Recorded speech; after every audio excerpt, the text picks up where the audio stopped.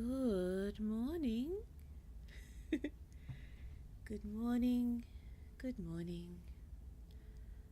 I am still Blue Moony, fantasy writer and shy magical library in human skin. Hi, Elfie. So lovely to see you. Oh, goodness me. We're going to be slaying royalty this morning.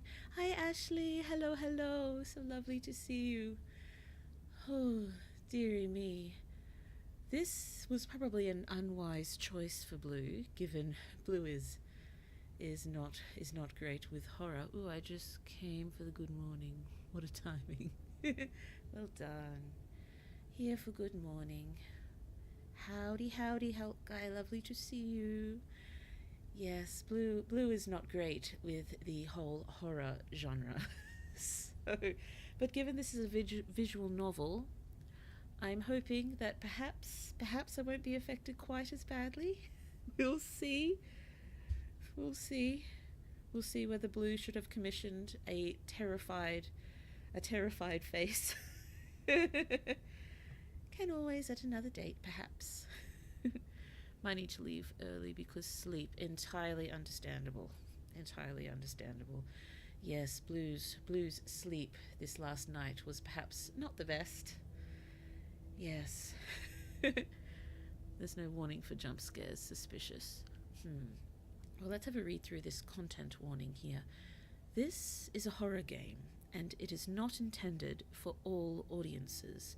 Please visit our website, blacktabbygames.com, link in the description, if you need a full list of content warnings.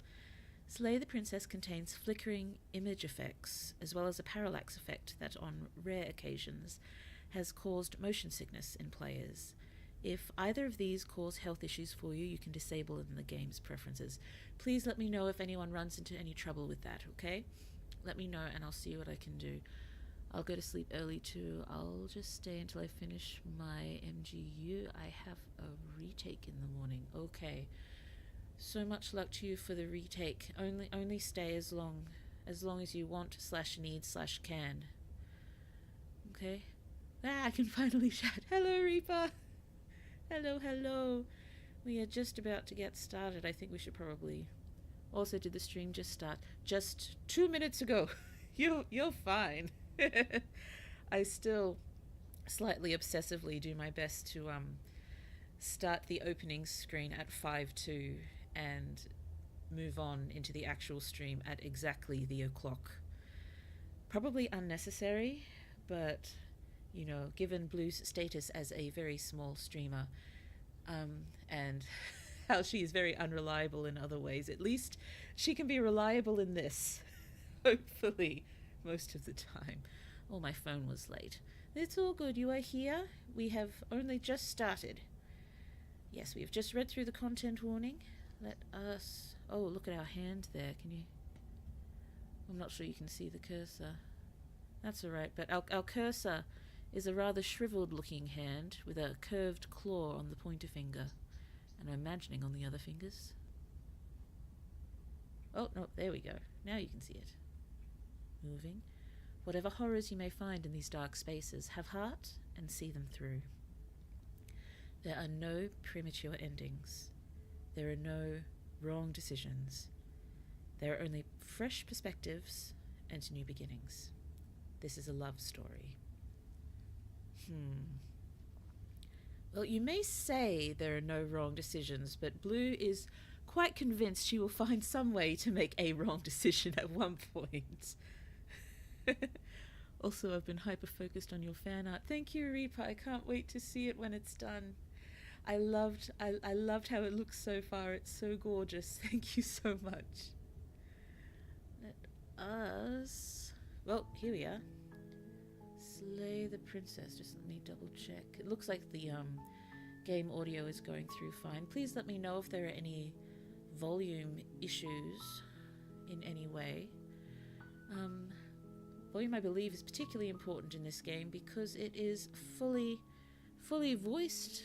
Fully voiced, I believe. Okay. Oh, goodness me, how long has it been since Blue has played a visual novel?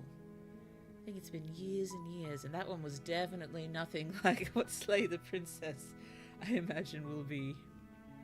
Let us dive straight in, because Blue should probably try to be fairly restrained today.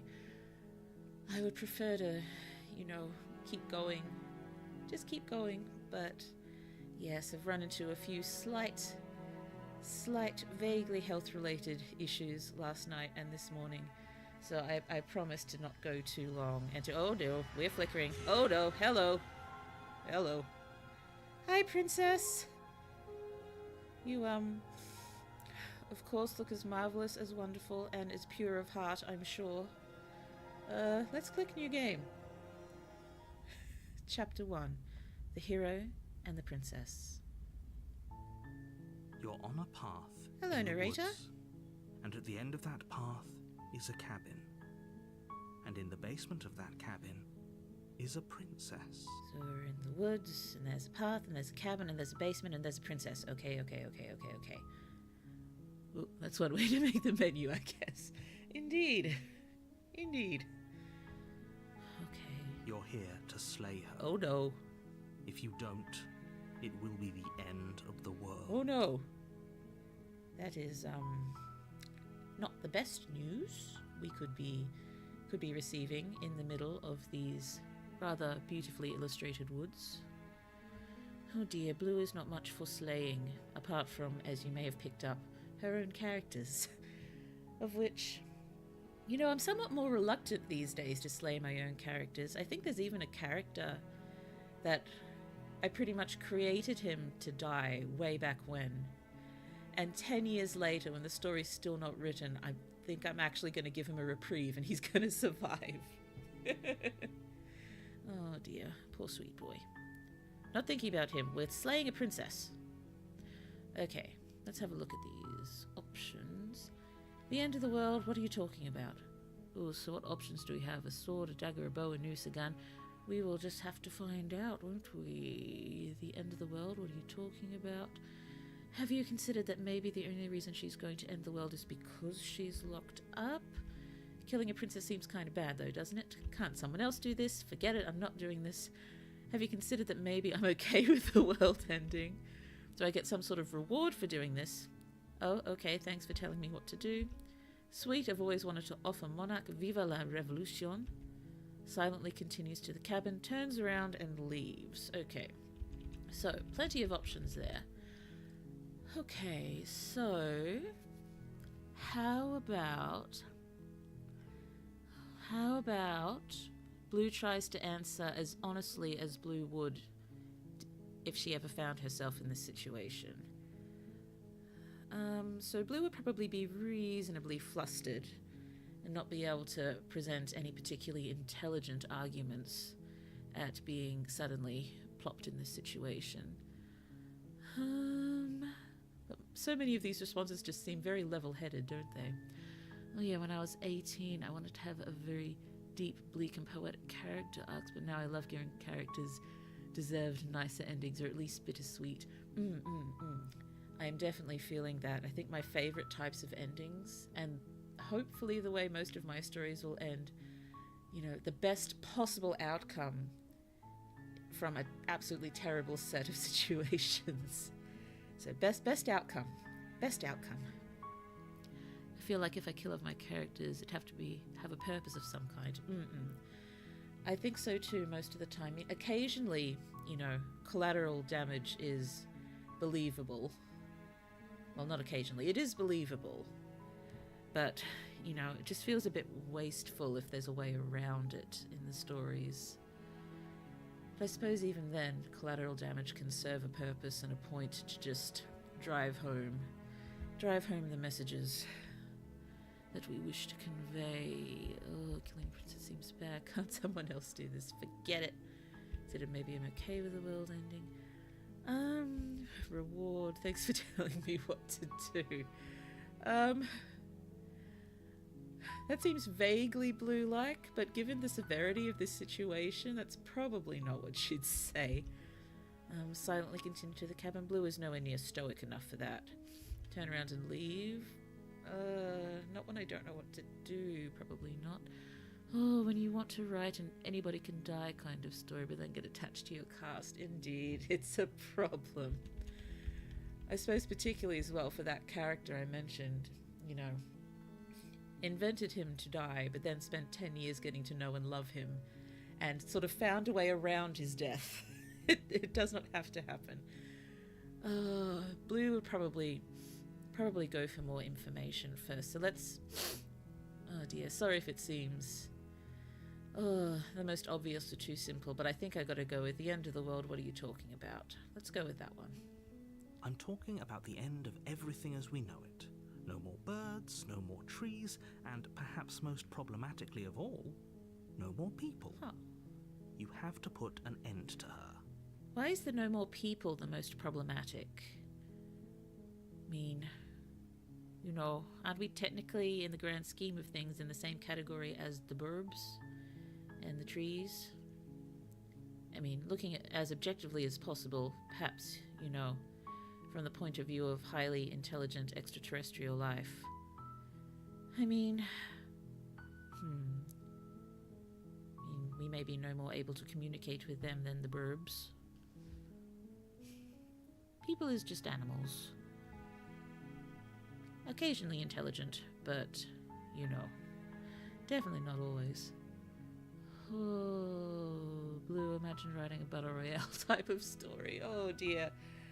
I suppose if that's the goal from the beginning and you know pretty much everyone is going to go, and you still have to you still have to develop the characters and you still grow to love them, and that would be, very painful. Very painful. But I suppose it could be a very interesting exercise, possibly good for Blue. I guess giving them a disability or a metamorphosis is one way to go around this.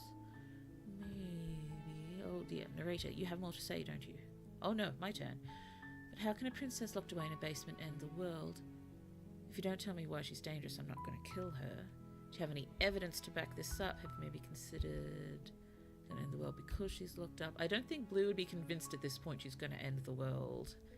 A lot of the same ones there. But how can a princess locked away in a basement end the world? If you don't tell me why she's dangerous, I'm not going to kill her. Do you have any evidence to back this up? Honestly, Blue may go with Blue wants evidence. Give Blue evidence. What are your sources? Oh, I kind of liked the Battle Royale novel, giving us little glimpses into lives and personalities of the canon fodder characters for single chapters before they die. It is very interesting. Oh, I'd question that too.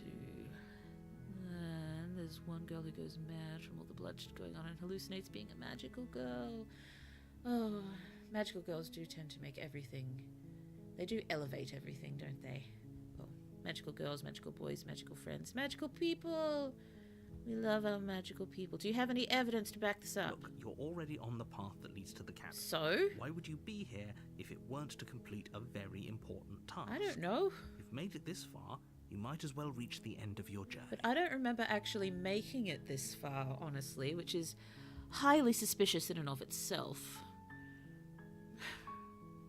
Isn't it odd just starting a journey in the middle and just being expected to accept the beginning occurred, even though it had absolutely nothing to do with you?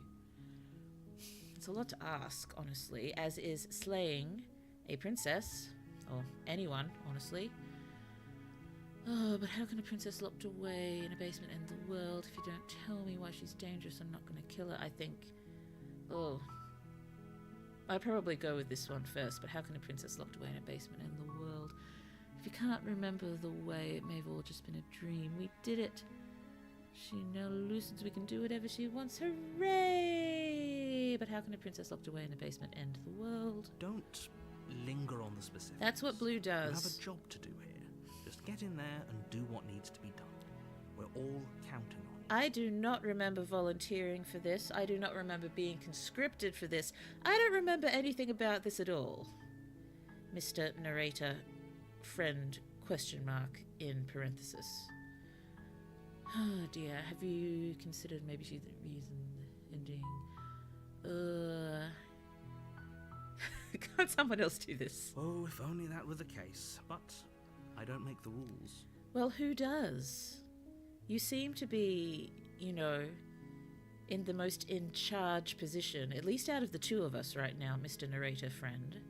I have to say, I'm surprised at your reluctance thus far. You're But surprised? unfortunately for the both of us, you're the only one who can pull this off. I think it's more unusual that someone wouldn't be reluctant, to be honest with you, Mr. Narrator friend. Oh, dearie me. Like I said, I don't make the rules, no matter how much I wish I did. But you have not yet elaborated on who does make the rules, which I think is a reasonably important point at this point. Oh, dear. Have you considered that maybe the only reason she's going to end the world is because she's locked up? Yeah, I think it's about time to ask that one. While I appreciate the mental exercise, we are running up against a bit of a ticking clock. You have not mentioned any ticking clocks to this point. Nevertheless, let me assure you, the princess is locked up because she's dangerous. She is not dangerous because she's locked up. But who locked her up? Who decided that she's dangerous? Mr. Narrator friend. And before you decide to waste even more of our time by asking how I know that, let me suggest a more pragmatic lens through which to view this situation. I already asked, I already wasted your time. Blue wins. Causality doesn't matter here, because the end result is the same no matter what led us up to this point. If the princess leaves the cabin, the world will end, and there is no changing that. I hope you do appreciate the unbelievability of all of this, given I have just been plopped in this situation. It's no use arguing semantics over a metaphorical chicken or egg, because the egg is hatched and it's about to ruin everything. So she is a chicken princess. That is adorable. Unless, of course, you do your job and slay her. Although putting the chicken and the princess together in my head is probably one of the more intelligent things to do, given chickens, we are more likely to slay chickens than princesses, somehow, in general life. Still, Blue does not wish to slay the chicken, either. Oh, this game feels like a friend gave you a hypothetical you can't win, indeed. They said I'm dangerous, so they locked me up. Can't have a seat at all, dearie me.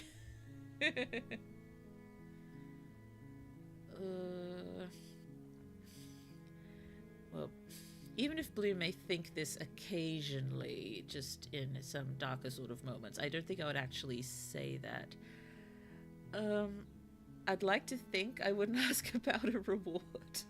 I'd like to think, but if Blue's financial situation is about the same as it is, although, given this world we're finding ourselves in, yeah, not sure any financial gain or any other kind of monetary related reward would be particularly helpful. Oh, I don't think Blue has nearly enough strength of mind to say, forget it, I'm not doing this. Oh, look, I'll go to the cabin and talk to her. That might be right. Oh, is it bad that I'd ask like I'm forced? Then what do I get out of this? I don't think it's bad. I don't think it's bad. I don't know. Maybe I've just got a thing about how directly this is asked. This seems more like something Kaz would ask, my protagonist from Main Magical Project. Although, honestly, if he was plopped in this situation, he probably wouldn't ask either. He'd just say, forget it, and turn around.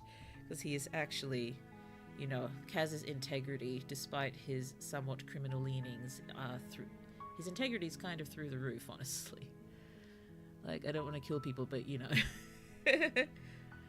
you're doing a job that can give you PTSD and expect no reward. I think Blue would just still be thrown by this general situation. I'm not even sure it would occur to her yet at this point. Oh yeah, remind me to sketch Kaz for you later. If that is something you would enjoy doing, that is something Blue would definitely enjoy seeing. But yes, please, you have so much of your own work to do as well. Sorry if Blue sounds silly, it's just Blue's general concern of taking up people's time. Look, I'll go to the cabin and and I'll talk to her, and if she's as bad as you say she is, then maybe I'll slay her, but I'm not committing to anything till I've had the chance to meet her face to face. Okay, I'm sold. Let's get this over with. Thanks for telling me what to do. Sweet. I think this one is more blue at this point. Then I guess we'll just have to see what happens. But a word of warning. If you go in prepared to hear her out, she could easily trap you in her web of lies. And the more you listen to her honeyed words, the harder it'll be to pull yourself out. Honeyed words? Blue likes words. Blue also likes honey. Then each and every one of us is doomed. Well, that doesn't sound so good as honey. Or words. Honeyed words equal doom. This is, not something Blue is quite mentally prepared to tackle. So sure, go, talk to her. Okay. See how that turns out for all of us. You sound a little condescending, Mr. Narrator Friend. Blue's not sure she enjoys this. You make your way up the short path to the cabin.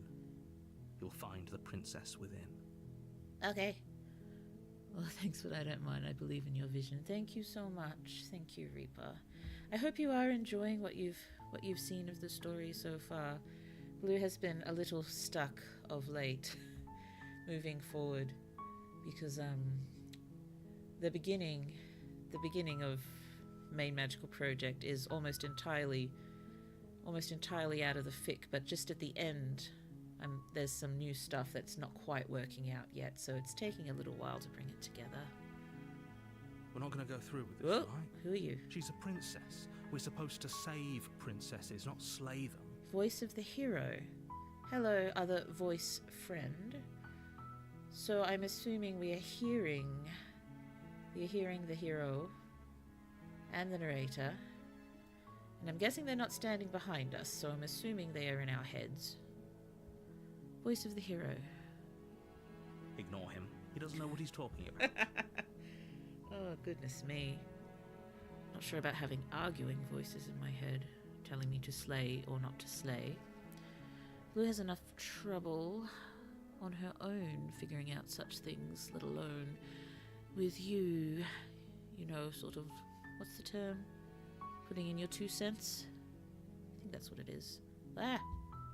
Is this all I can do? Proceed. Let's proceed then. Proceeding. Hello, cabin. Thank you for The opening. interior of the cabin is almost entirely bare. Okay. The air is stale and musty, and the floor and walls are painted in a fine layer of dust. I like that. The only That's pretty. furniture of note is a plain wooden table. Perched on that table is a pristine blade. Pristine blade, polished and wetted and ready to fit snugly in Blue's hand, I am sure. I do like the painted in a fine layer of dust. That's lovely phrasing, isn't it? The blade is your implement. You'll need it if you want to do this right. The blade is Blue's implement. Honestly, with the weaponry in Blue's main magical project, at least for the main magical team, I've tried to go for weapons that are not sharp. Just because I felt like it, I guess. I think I had more solid reasoning way back when I originally came up with it, but yes, I did not want anyone to have anything particularly sharp on the hero team. Not that, bludgeoning enemies to death is any better than slicing them. Oh, I wonder how she even got locked up. If she's as dangerous as they say, yes, who and how caused her to be captured? Oh dear. Take the blade, enter the basement. Okay. Do I take the blade or do I leave it? What would Blue do? Blue will probably stand at the door forever, to be honest. Oh, dearie me. Oh, dear. I suppose if I want to talk to her, taking the blade might be a bad idea. If there was a take the blade and conceal it option, perhaps.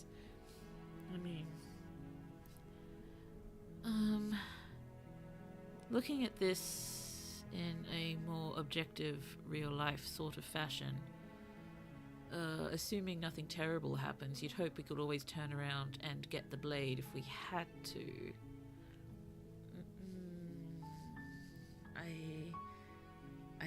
Oh dear. Fun fact for today, the longest one-worded geographical name is actually a hill in New Zealand. Its name is usually shortened to Taumata, but look what happens when you Google it. Okay, give me a sec. Taumata. Oh my goodness gracious me. Okay. Yes, everyone do that. That's fun. Thank you for that. That made Blue giggle, which Blue probably needed before entering the basement without the blade. I clicked enter the basement without the blade. Why, what is it? The door to the You'll basement see. creaks open, revealing a staircase faintly illuminated by an unseen light in the room below. Okay.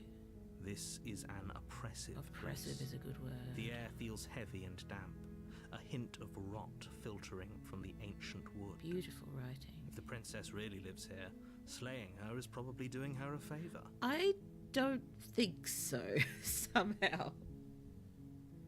Her voice softly carries up the stairs. Soft voice. Hello? Is someone there? Hello? It's hypnotizing. It's the kind of voice you only have to hear once to remember it for the rest of your life. If you say so, hero voice friend. She mostly just sounded sad and scared to Blue. Ooh, in Maori it means the summit, where Tamatea, the man with the big knees, the slider, climber of mountains, the land swallower who travelled about, played his koau, a flute to his loved one. Goodness me, that is a lovely meaning for a hill.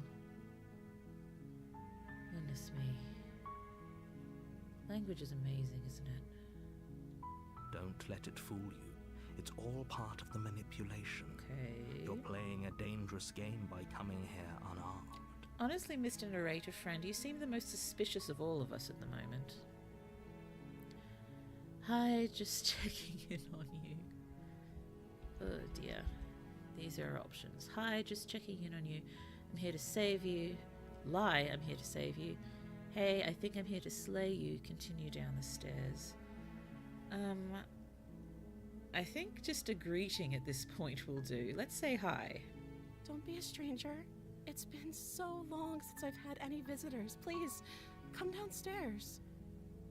Okay, let's see. We're coming downstairs. Hello? You walk down the stairs and lock eyes with the princess. Oh goodness me, she looks sad. There's a heavy chain around her wrist, binding her to the far wall of the basement. Hence why she looks so sad, I'm sure. Goodness me. She's beautiful. How could someone like this be a threat to anyone? Hero voice. Beauty is definitely not the best sort of, what's the term, signifier of someone's threat levels. In fact, I'd say the more beautiful someone is, the more of a threat they could be, because it's so much easier to draw easily beguiled people such as yourself in. I am begging you to stay focused. Blue is focused. Not riding on you here. Well, as focused as Blue can ever be. Suddenly, she doesn't sound so imprisoned. Hi. Do you think you can get me out of these chains? Hold on, let's talk a bit first. I'll see what I can do, examine the chains. Let's talk first. Shall we talk first? Because I didn't come down here saying I would free her. I want to try to weigh up both sides of the story as best I can. You mean one chain? It looks like it's just the one chain. But there's another one over here that does not seem to be doing anything, so... I doubt it's just there by chance. There's probably... it'll probably pop up at one point. What is it? Chekhov's chain. Let's chalk first. Okay. Oh no, she's immediately suspicious.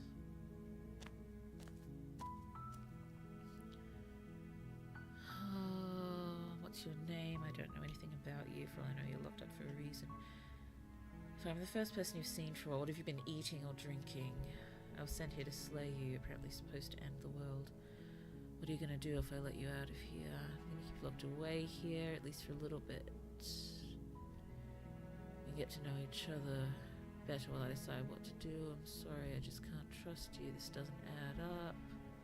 Go upstairs, get the blade. I can't believe if we're keeping you down here like this, I'm getting you out of here. Okay, I'm gonna get you out of here. Don't make me regret this. Goodness me. The thing about eating is interesting. Yes, you're right. He looks significantly shorter and doesn't have a cuff. The other chain. Blue's still wondering if she'd just start with, you know, name and introductions, because that could... Would that put someone at ease, do you think? Let's just start with the basics, but definitely the eating and drinking. Blue is very interested to know how that's working. Oh. Oh. Okay, that's a interesting reaction for asking for name. She pauses, carefully formulating her words before she responds.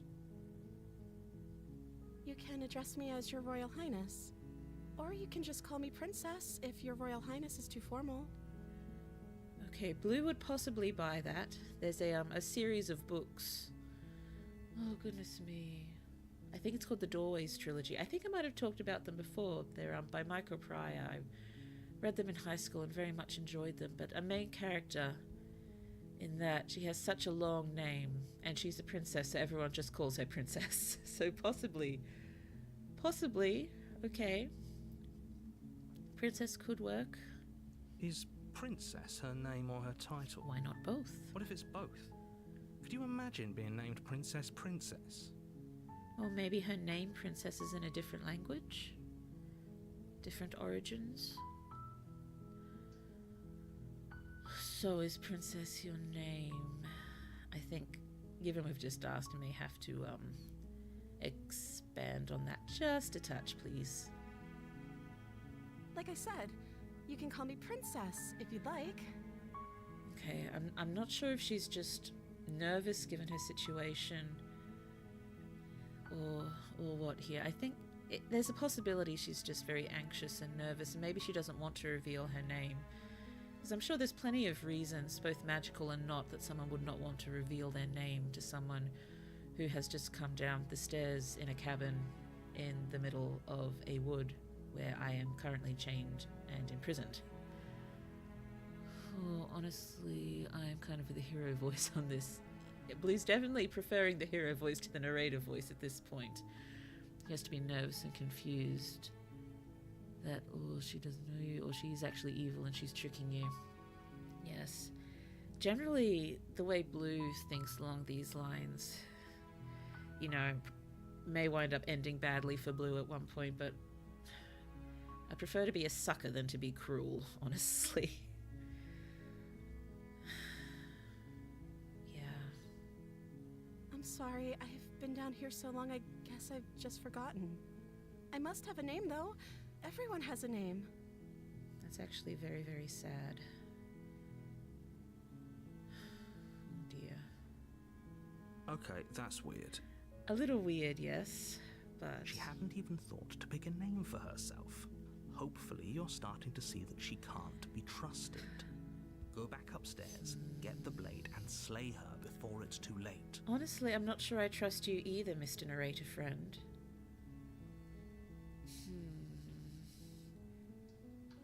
Yeah, I think I need to ask the eating and drinking question. I don't see what that has to do with anything. Survival, friend? Unless you are some sort of ethereal being. Are you an ethereal being? In which case, I'm even more interested in how they managed to ensnare you. This is the only time this is ever going to happen, but I agree with the princess. That's hardly relevant. How is that hardly relevant? Okay, I'm not trusting either of you very much right now. Okay, but actually, what has she been eating? She has to eat, right? Yes, hero voice friend, I am definitely siding with you on this. I don't know anything about you, for all I know you're locked up down here for a reason. I don't really want to just come out with the, I'm gonna slay you. Hold up, that's totally relevant, exactly. Maybe she ate some bugs. I suppose that's one reason why she would be a bit unsure about how to answer. Does not wish to say, yes, I've been eating the bugs. I've been eating the bugs. Oh, don't want to mention slaying just yet. I don't really want to antagonize her by saying you might have been locked up down here for a reason. Oh, what are you going to do if I let you out of here? Let's go with that. The princess hesitates before responding. Hesitating. That is because Blue has not clicked onwards yet. She doesn't know. She's been down here too long to have any idea of what she'd do in another life. Again, very sad. I think I like you, voice of the hero. You seem to be the, definitely the kindest voice so far. Although, you know, it's only the narrator and the princess to compare.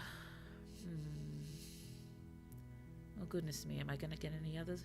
More voices? Many more voices? Oh, dear. She knows what she'd do. She's just searching for whatever answer she thinks you want to hear. Is that right?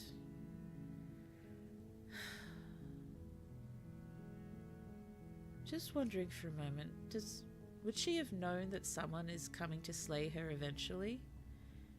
Because if she did, she might have had all this sort of worked out already. So this seems to be perhaps an entirely, you know, unthought about situation. Although I suppose if she's been there for that long, you know, she probably would have thought in some hypotheticals at one point. You know, someone might come to save me. Someone might come to slay me. But if they just locked her down there to begin with, and if she's such a threat, why didn't they just slay her to begin with? Dearie me. Are you looking for the truth, or are you looking for the right answer? Because with the dynamic we have going on here, I don't think the specifics of what I do really matter. It's not like you'd believe me. Do you think so? Oh, dear.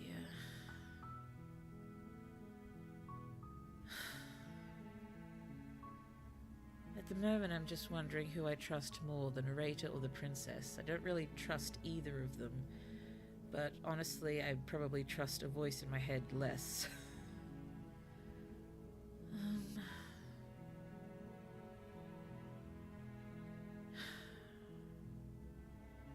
I think I've got to be honest now. I was sent here to slay you. You're apparently supposed to end the world.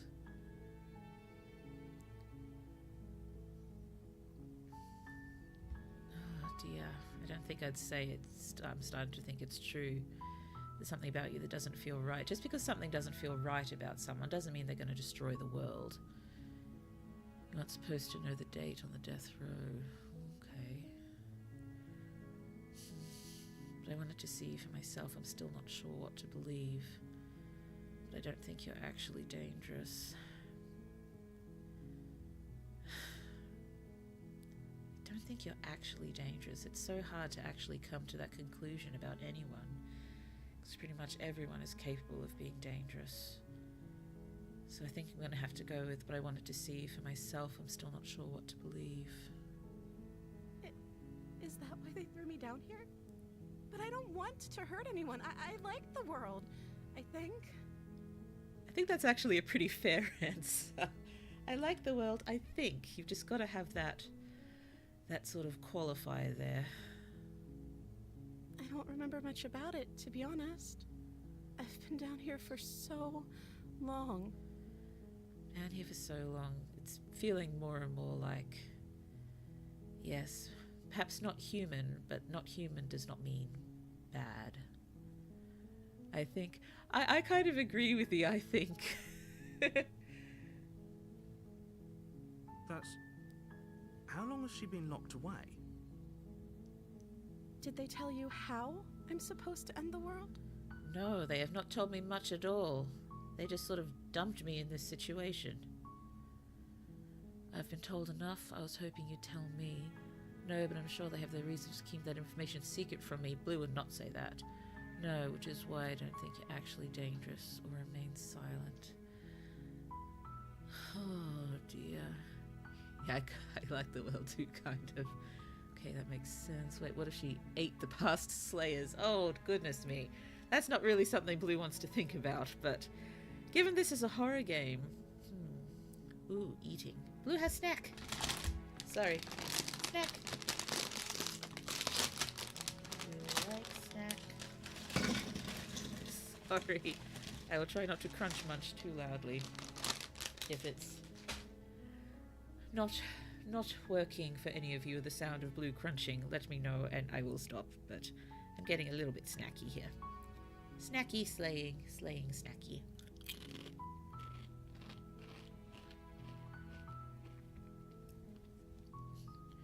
Oh, Reaper of Crows, you could write a creepy pasta out of this. Ooh, that's a good idea. Oh. Well, again, I don't think I can say I don't think you're actually dangerous, because I don't think Blue would be able to be sure about that in any way. I was hoping you'd tell me. That's the best way to go. Also, it's cool, Blue. I had my afternoon tea not too long ago. Thank you. Has anyone read Hunten.exe? I have not, no. I don't know how to destroy the world, if that's what you're getting at. Again, I suppose that's a fair answer. And I suppose it doesn't actually technically have to be something she would actively do. I mean, this is all of this is very improbable, so we can't place anything beyond the realms of possibility. It could just be a passive effect. Just somehow the situation is, if she leaves the cabin, the world ends, no matter what, without her actively doing anything. I believe her. I definitely believe that she doesn't know how to end the world, but again, there's the possibly passive effect. She doesn't have to know how to destroy the world to be capable of doing it. I suppose that is true, but I still don't think I trust you, Mr. Narrator Friend.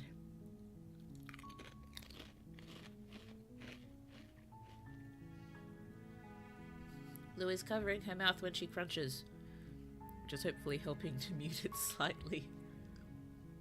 At the end of the day, whatever the two of us have going on down here is about trust. Whoever sent you to slay me claimed I was a threat to the world, but they didn't tell you why. I think I have to agree with that. I don't trust that. And I don't think you do either, or you wouldn't have come down here to talk. I think I'm agreeing with that. Ooh, true, maybe she's actually innocent, but she's cursed into killing other living things just by being near them. That's the way I'm sort of feeling at the moment. It's one of the more well-regarded pastas of the haunted video game genre. About a Newgrounds game haunted by a spirit of a lonely boy who just wants to have someone to hang out with. Oh, dearie me, that's sad.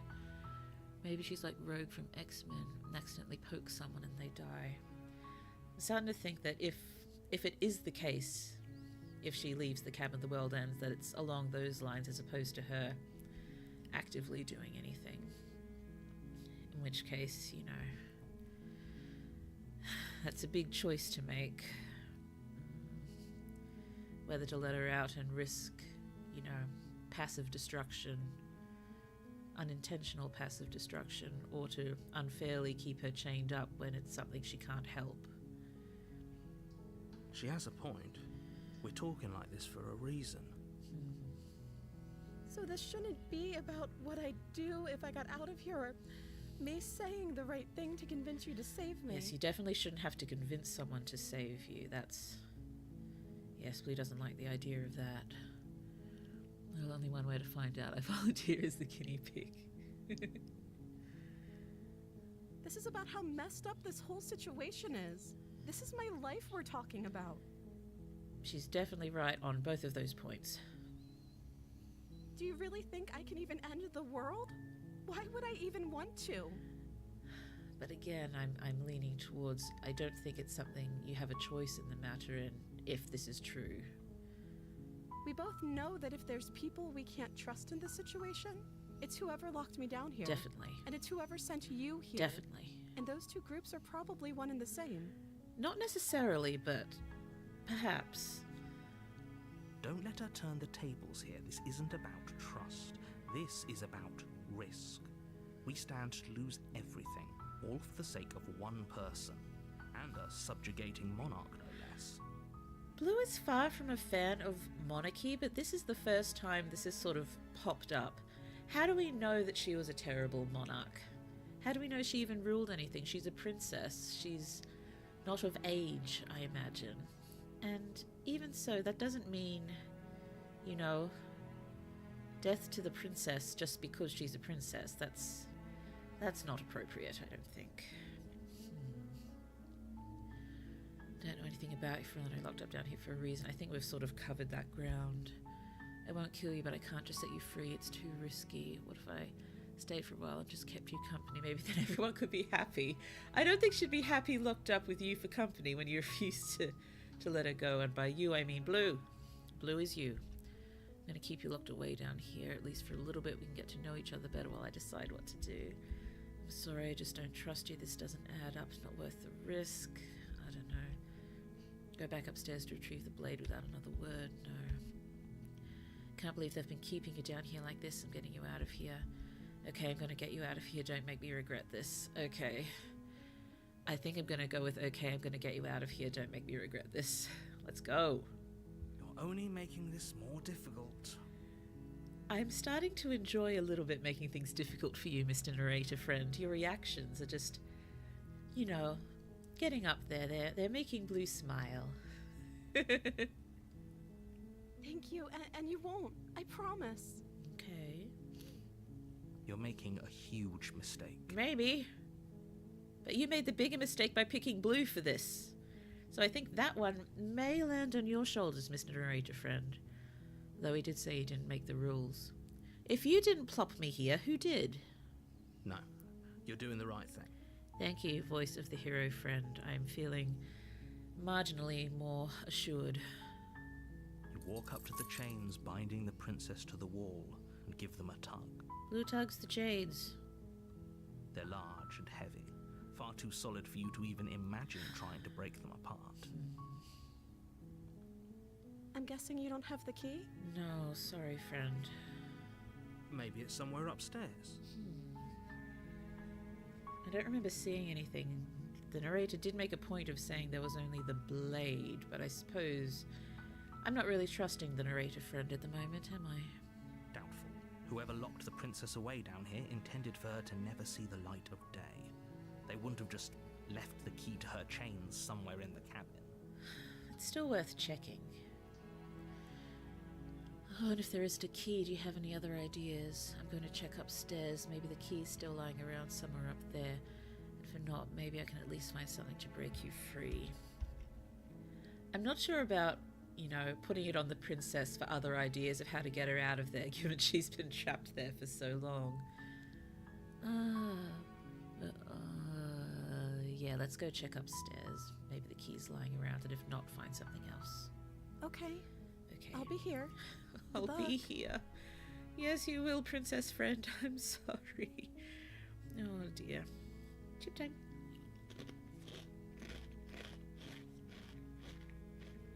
Nom nom nom. Oh, princess friend, I'm so sorry to eat in front of you. Although the lack of food and drink didn't seem to bother you, which is suspicious, but yes, leaning towards some sort of non-human, but not necessarily bad, being. So, do we run? Let's see. You attempt to make your way out of the basement, Uh-oh. but the door at the top of the stairs slams shut. Oh, You hear the click of a lock sliding into place. oh! Someone was up there and locked us down here with the princess. That's not the best news. Is someone else here? Apparently so, unless the cabin is sentient, which I suppose is an option we haven't considered yet. Hey, let me out of here, try the door, return to the bottom of the stairs. I think I'll just try the door first. You try the door, but it's locked from the outside. It is locked. Of course it is. Well, that's unfortunate. Indeed. Oh, dearie me. Hey, let me out of here. Return to the bottom of the stairs. Probably, hey, let me out of here Your first. shouts and pleas are met with silence. Oh, goodness me. So whoever locked us down here not only locked us down here, but they are also rude. You're here to slay the princess, and you won't leave until the task is done. Hey, I was AFK for a bit. What happened? We're locked down here with the princess now.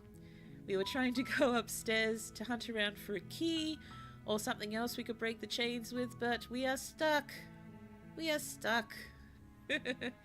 He got rusty. All the doors got locked. We are stuck. Return to the bottom of the stairs. You make your way to the bottom of the stairs.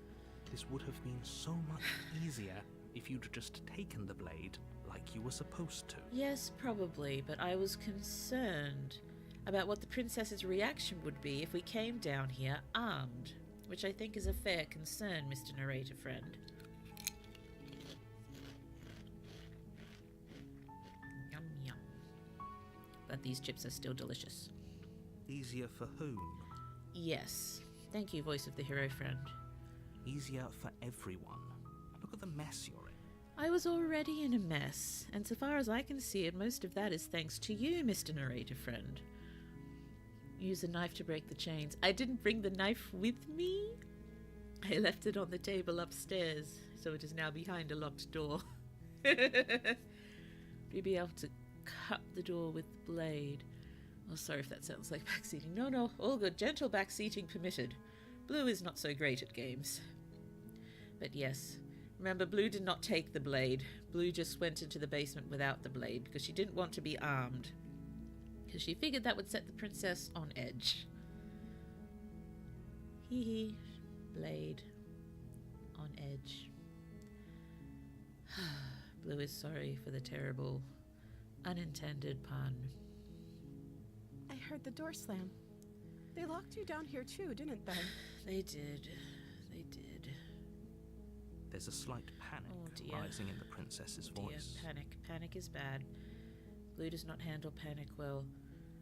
That's something that really gets Blue in movies. Just, I do enjoy films, you know, natural disaster films or, you know, alien invasion films and such, because they're exciting and fun, but Blue does not handle the mass panic very well. It makes her feel quite ill. Quite ill. If I could just get out of these chains, I Oh, know the we music could force stopped. our way out of here together. The music stopped. Okay. Blue just had a drop in her stomach then when the music stopped. Something is about to happen. Oh dear, I'm just going to have another chip. In case anything too horrific is about to happen. It's a horror game. I know body horror is an option in this game. That's another thing Blue doesn't handle well. Body horror!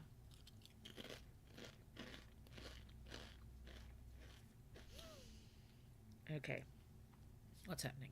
Oh, She goodness barely me. hesitates before raising her arm to her Oh, mouth, dear. her teeth tearing Oh, through dear. her limb with the determination of a trapped wolf. Oh, no. Sorry. Oh, goodness me, that was a lot. Blue's entire chest jumped then, and I closed my eyes. Oh, no, I think I know where this might go. This kind of makes it ironic you chose The War of the Worlds as your first stream reading. Yeah, kind of. I knew it. Oh, goodness me. Sorry, this would be another... Oh, dear. Yes, Blue's arms were just flailing around everywhere then. That's something that can happen, I guess. Is everyone okay? Sorry, that's a bit gory, isn't it? As she rips her flesh from her bone, Ooh. a sound comes from behind you. Sound from behind. The clang of bouncing metal. Bouncing metal. It's Oh. the blade from upstairs. You're not sure how it made Well, its way that's down here, suspicious. but if there's a time to strike, it's now. But the only way it could have gotten there is if whoever locked the door from the other side unlocked the door briefly and threw it down. And I don't trust whoever locked that door on me. Or we could use it to free her. That one too. That's the path we're going at the moment. Also, she's biting her wrist, no problem. Yes, that's also suspicious. But again, Blue has decided she's not human, but that doesn't mean she's bad. You won't like what happens if you do that. Oh, dearie me. Save the princess, slay the princess. Well, I suppose we all knew it would come down to this at one point, didn't we? Maybe it was a rat. Well, I suppose a hyper-intelligent rat could get the blade off the table. I suppose technically there could be a wide enough gap at the bottom of the door for the blade to be shoved under by a particularly industrious rat, but we can't help doubting that. Okay, we decided to save the princess. I think we're going with save. Let's save her. Save the princess. Fine. Fine. Oh dear. Against your better judgment, you place the blade against the ragged, self-inflicted wound on the princess's arm, just above the unyielding chain binding her to this place. Oh dear. Your eyes are very big right now, princess friend. You cut into her flesh. We do that. We do that. That's happening. Oh. The blade is sharp, and it takes little effort to crack through the bone of her arm. Oh dearie me. I'm sorry. Oh, goodness me. Her limb falls to the ground. There it is. And the heavy chains follow suit. And the princess is free. Oh dear, I predicted this too. Oh Jesus, yeah, it's a lot. Hello. Hello, Kayume. Yes. This is happening. Oh dear. Oh dear. Oh look, our curse is holding the blade now. Can you see? Oh, wait how she's so expecting of all of this. Yes. Oh dear. Oh Jesus, is that a stretching bone? Oh dear, oh dear, oh dear, oh dear, oh dear. She didn't so much as utter a sound through the whole ordeal. Yes, I also find that strange, but Blue is still of the mind she's not human. But again, that does not make her bad. Does not make her bad. Okay. No, she didn't. She didn't. I'm sure there's potentially some humans who could possibly pull that off without making a sound. You know, we have to consider all possibilities before we just decide, you know, evil. She smiles Look how softly happy as she her looks gaze meets yours. Blood from her wounded arm So happy. dripping rhythmically to the ground. So very happy. Do we have anything to make a tourniquet? Is it tourniquet? Tourniquet? That thing that we wrap around bleeding things to slow said bleeding. I feel like we should be ripping up our tunic, which I'm assuming we're wearing, and tying it around the remnants of her wrist at this particular point in time. How is she still smiling after everything? It's like she isn't even bothered by what just happened. Well, I suppose she's free now, and if she's been here for that long, you know, if it's a choice between an eternal imprisonment and losing a hand. Yeah. Oh, I don't know what the word is either. I think I'm just not sure whether the T and such at the end is silent or not. I just say cloth or wrap. Yeah, hero voice. Hero voice does seem to be very much the voice of reason at the moment. Thank you. Now let's get out of here. Yes, let us get out of here. I have a feeling this isn't how an amputation should go like, and I don't mean the smile. I'm pretty sure you're right. I'm sure you're right. But it's happened now. Amputation done. Let's try to get out of here. Approach the locked door. No, we won't have any of that. Hey. The stakes are too high. You can't just let her escape into the world. No, I can't just let her escape. What do into you the mean? world. What are you... What? Mr. Narrator, do you have more control than you were letting on? Seems I was right not to trust you. What are you going to do? Oh, As the princess no. approaches the bottom stair, your body steps forward No. and raises the blade. You are removing Blue's bodily autonomy, and Blue will not have that. Wait, this isn't fair. You can't just do that. Oh dear. Voice of the hero, can you be any more active? If the narrator can make Blue move, can you do anything? Can you help? Bruh. Indeed. Oh, just noticing another thing. Her hairdo is lovely. Blue would love that. But that's not important right now. Watch me. Stop it! No. What are you doing? No. No. Slay the princess, slay the princess, slay the princess, slay the princess, slay the princess, slay the princess, slay the princess, slay the princess, slay the princess, slay the princess, slay, slay, slay, slay, slay, slay, slay, slay. Warn her! Warn her! Stop that. There. Did the narrator just randomly give us scales on our hand? I think we might have already had them because our cursor has always been that sort of scaly clawed hand. I think that's just how we look. I think that's just who we are. Something's come over you, hasn't it? You know you don't have to do this, right? I know that. Blue knows this. Your Ah! body lunges forward, the blade held low, No. ready to sink No, into her heart. please no. Please no, this isn't something Blue wants to do. Oh, so we can't even trust ourselves. We can't. No. The princess dodges, stumbling back against the wall before the blade has a chance to connect. Blue doesn't like this. Stop it. Stop trying to resist me. I'm trying to get you out of here alive. Oh dear. I honestly don't think you care about my life, Mr. Narrator. I mean, if you're so casual about destroying the princess's life, I suppose it's not casual exactly, but if you're so willing to destroy her, why would you be so keen to save me? Oh dear. Hello there. Hello, Corbzilla. You have come in at a rather dramatic moment. We are trying not to slay the princess, no matter how it looks. I promise you, we are trying not to slay the princess. Slay the princess, slay the princess, slay the princess. Blue does not wish to slay at this point in time. Slay, slay, slay, slay, slay. Resist. Resist. The blade. Move the blade. No. Why does Blue have to get so snacky right now? Yum, yum, yum, yum. Okay. We're not moving the blade. We're not moving the blade. As your body remains frozen in stubborn resistance, the princess takes a cautious step forward. Okay. We both know this isn't you. We do. We do. Oh! She nervously reaches Okay. towards you and takes the blade At least from it's out your of my hand. infuriatingly rigid hands. What are you doing? Oh. Almost murder sure does make me hungry. Indeed. Oh, goodness me. I'm sorry. Uh-oh. I'll try to be quick. Okay. Yeah. Yeah. Okay. Yep. Blue sees where this is going now.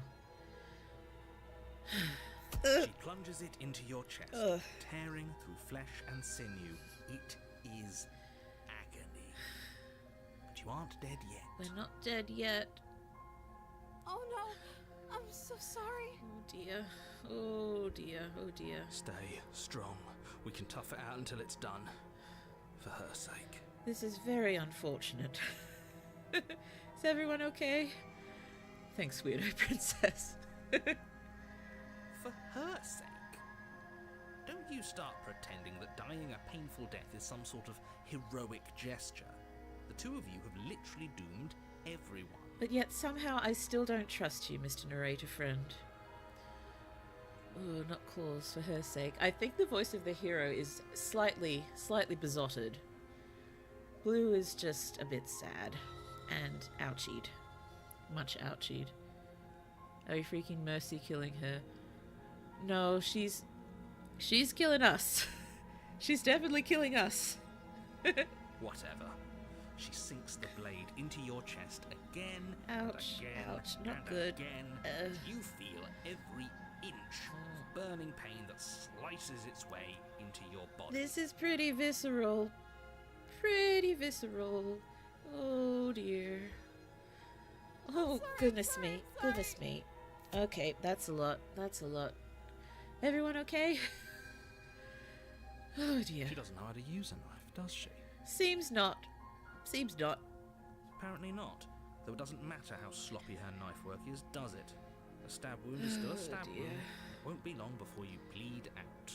I mean, I suppose it's also the option she was right-handed, and so her left-handed knife work is not quite at the same level as her right-handed knife work would have been. Oh, dearie me. That hurts. I'm so sorry. Ow. Ugh. Oh, With dear. one last thrust of the knife, your legs give out beneath you. You collapse to the floor, your blood pooling around you, Yep. your limbs unresponsive. Yep. The princess stares down at your ruined chest as tears carve rivulets of dear. pink down her blood-spattered cheeks. Goodness me. Yep. Yep. Not how Blue hoped things would wind up, but, you know,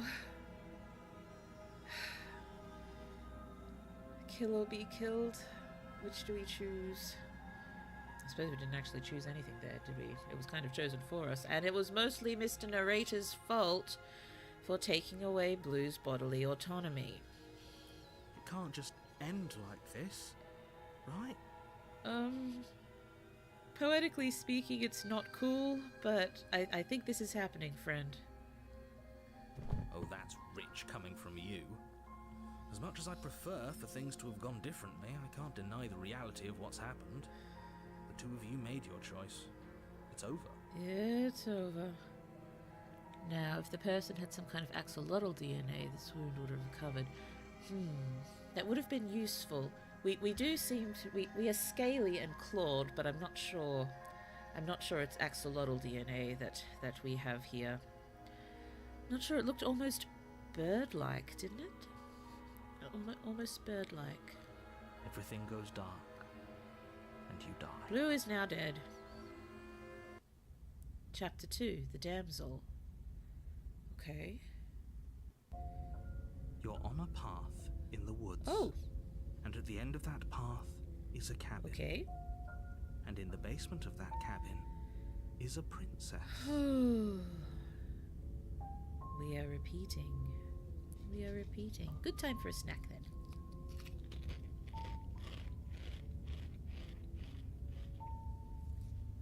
Nah, the owl looked more like a typical fairy tale ghoul. We are a ghoul, perhaps? You can die and it's not a game over. We are not gamed over. We are not overgamed. No wrong choices, apparently, remember? Only fresh perspectives. Oh, wait, so it's not a completely different cycle. I like this. Okay, let's see. Well, Blue's just going to have another snack first. Just need to recover a little bit from the whole dying from a ripped apart chest. You know, that's enough to ruin anyone's day.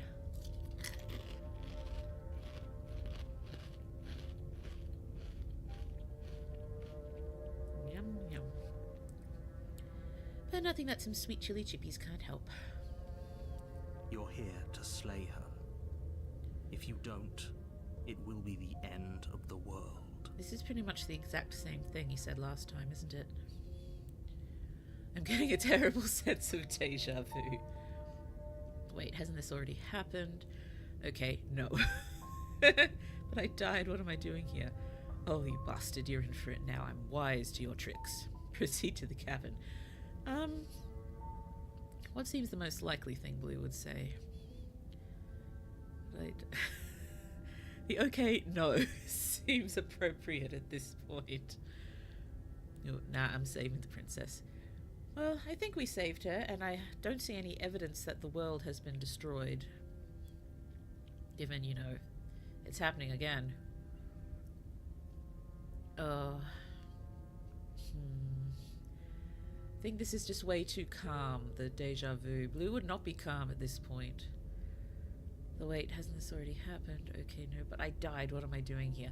Okay, that's probably the more likely one, Blue would say. But I died, what am I doing here? I can assure you that you're not dead. And I to answer don't your think I second trust question, you. You're here to slay the princess. I literally told you that a second ago. You did. You were also rather, you know, abrupt, Mr. Narrator friend. She seemed innocent. She did, didn't she? Are we going to have a repeat of the unending 8?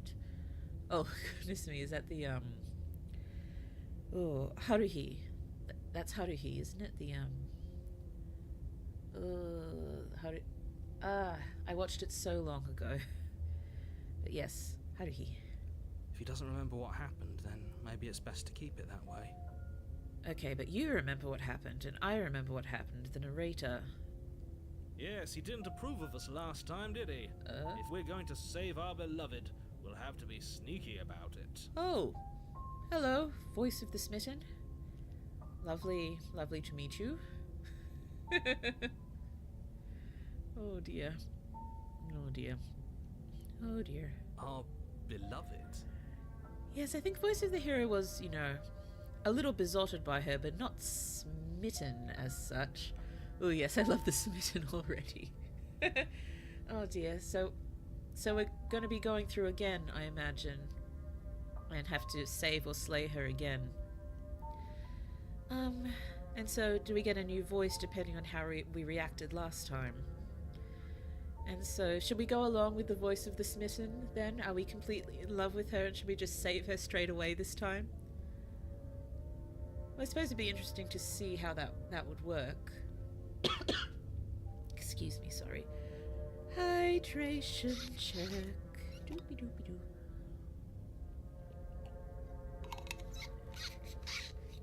Okay. Beloved. Yes, you'll have to be very sneaky about your intentions if you're going to try and save the princess. So very sneaky. Oh, I want to see her completely free. Let's go full rescue mode. Sounds good. Let's do that. Oh, goodness me. Let's just go full on save route. Ah, so all of the cards are on the table. Then you should know that we and the princess are in love. So in love. And the four of us will be foiling any and all assassination attempts you've got in the works. Yes. You are a little charming, if slightly... Oh, Blue doesn't like the term cringy, but she can't really think of anything else right now. If it was a choice, I would have tossed the knife out really, really, really far. If it was the option, maybe. But again, you know, knives can be used for more than just slaying. You know, at least it got her out last time, even if it was highly unpleasant. The four of us. Okay, so 4. Oh, you must be including the princess. So smitten, hero, Blue, and princess. Excuse me, sorry? Let's see. We'll see about that. Whatever you do, just be sure to ignore him specifically. Sounds like he's the sort who'd sacrifice the whole world for a peck on the cheek. There's something oddly charming about that, but again, yeah, probably better not to sacrifice the whole world for that. Still oddly charming, Blue must admit. Yeah, us, the hero, the smitten, and the princess. As I'm not a killer. Indeed, indeed. What can I say? A world without love is a world that isn't worth saving. Okay, yes, you're quite charming, friend. I'd save the world for a pack, not gonna lie. Honesty always appreciated. Let's assume I'm telling the truth and all of this really did already happen. Why should I listen to you? Why should I bother to doing anything? Proceed to the cabin, turn around and leave. Even though going full on save the princess mode, I think I still want to ask this. Those are two very different questions, but fine. I'll indulge you if that's what it takes to get you moving. Please indulge Blue. Let's say for a moment that this really is the second time you've met me, or at least a version of me. Okay. You died last time, which probably only happened because you didn't listen to me. So you are admitting that last time is a thing that can happen, even if you don't remember it? You were the one who did us in, villain. Yeah, I'm feeling more and more that Narrate is the villain here. Well, not you in the literal sense, but you did everything you could to stop us from rescuing her. You did. We were there. We witnessed it. Oh, I wonder why. Maybe it's because the entire world was at stake. No lone princess is worth that price. Stop it with these, what's the term? Moral dilemmas. Don't get Blue stuck in moral dilemmas. I Ah. beg to differ. I'm not going to argue with you. I'm just going to take a deep breath and assume that whoever is making the decisions here Oh. has the common sense to ignore your protestations. I take it he means Blue. Blue is the decision maker. That's a very, very bad decision. Anyway, I believe your second question was, what's the point of doing anything? Okay, that's really... If you're asking that, it That sounds was to me uncalled like for. you're making the rather dangerous assumption that your actions last time around didn't have any consequences. Ha. Okay. What do you mean? Of course there weren't any consequences. You forced the princess to kill us, and now everyone's right back where they started. That sounds pretty consequence-free to me. Not necessarily, voice of the hero friend. Yes, but in this purely hypothetical scenario, that begs the question of how you got back here. How Did time we- simply rewind itself, or were you instead transported to a different world entirely? Blue does not know. Blue does not know. Blue does not know. If it's the latter, what do you think happened after you died? The princess left the cabin and nothing terrible happened. I'm sure. This whole story feels like a never-ending hypothetical. I'm all for it. Oh dear. Do you think the people there lived happily ever after? Or do you think that the princess, left unhindered, brought about the end to everyone and everything, just like I told you she would? Well, we only have your word for that, don't we? And as I've stated on numerous occasions now, Blue does not trust you.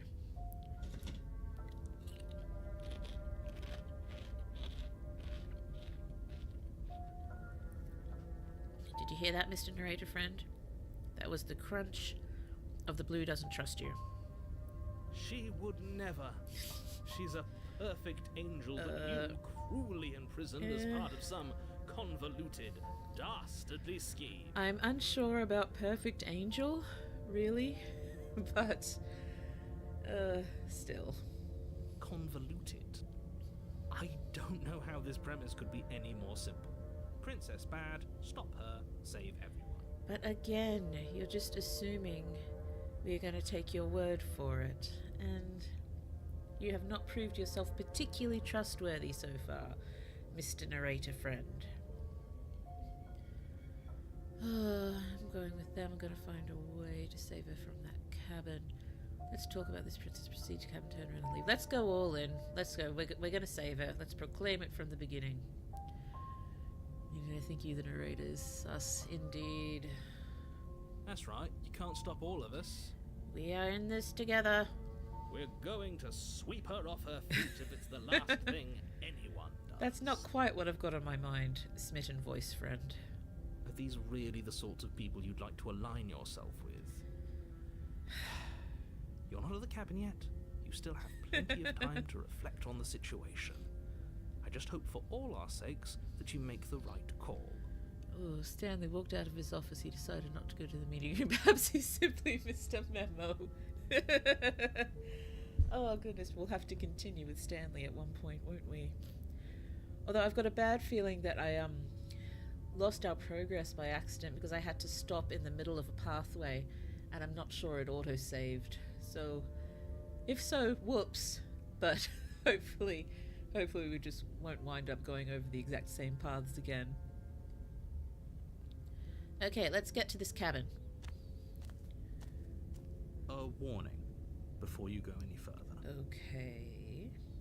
Remember, Blue takes every single thing you say with, a massive salt shaker worth of salt. She will lie, she will cheat, and she will do everything in her power to stop you from slaying her. Don't believe a word she says. We already told you we're not playing along with your little game. It's your lies that can't be trusted. Her beauty is the only thing in the world we can believe in. I'm not sure beauty is the thing we should be going by, friend, voice of the smitten. Oh, dearie me. Blue was just imagining briefly that it could be interesting, if we're going along with the voice of the smitten all this time and then we just slay the princess. But yes, that is not something Blue would do. But I suppose if we do wind up repeating quite a few times, and if it's, there's no wrong choices, only new perspectives, maybe we just have to go for wildly different scenarios each time. Let us see. I think we've already been over this. I'm pretty sure he just likes the sound of his own voice. I think you may be right. I do, but I also speak from the heart. My passions are too great to be stifled. They must be expressed. Express them, friend. Express. Don't keep your feelings bottled up. I do love the honesty that you admit you love the sound of your own voice. I like you. Oh, a wonderful meet voice of the sympathetic. Maybe Well, we have the smitten, and I'm imagining, we're either gonna free her, or she dies, or we die. And if we go back again, I wonder what voice we will get. And whether, do you think it would replace smitten, or is it just another voice on top and it's just going to get more and more crowded? It's already rather crowded up here in Blue's head. But if everyone else needs snacks too. Snack. Sure, yeah, your passions are strong and all, but not everyone needs to hear them. Some things are better kept quiet. Voice of reason, voice of the hero. Yeah, you're also being fairly, what's the word, tactful. Fairly tactful about it, so thank you for that. Blue appreciates your tact. Don't pay their bickering any mind. Focus on the task ahead. I wouldn't call that bickering exactly. Okay, proceed. Hello, cabin. Are you sentient? The interior of the Ooh. cabin is clean and elegant. Pretty. Its stone walls draped in fine threaded tapestries. A prison befitting a royal prisoner. Very nice. The only furniture of note is an ornate wooden table with a pristine blade perched on its edge. It's a lovely table with the blade. There's a mirror over here. Does that count as furniture? The blade is your implement. You'll need it if you want to do this right. Okay. Mirror. The whole cabin is different to last time. I might just... Yeah. Whole thing's different. Very different. So very different. Is it? I can't say I was paying much attention to the scenery last time around. Were you even here last time? I suppose if you were here, you were just keeping quiet, but honestly, voice of the smitten friend, you don't seem the type to keep quiet. Oh dear, hold up, something's different. Indeed. Maybe that's because you haven't actually been here. I hope this means you'll finally drop that ridiculous past life nonsense. You haven't died, and you certainly haven't been killed by the princess. I'm pretty sure that did happen, Mr. Narrator. Let's leave the blade. I think I'm planning on leaving the blade, yes. But So focus up. focus up. Stop letting yourself get distracted. Blue is very distracted. Mirror. You didn't say anything about the mirror on the wall. That's because there isn't a mirror.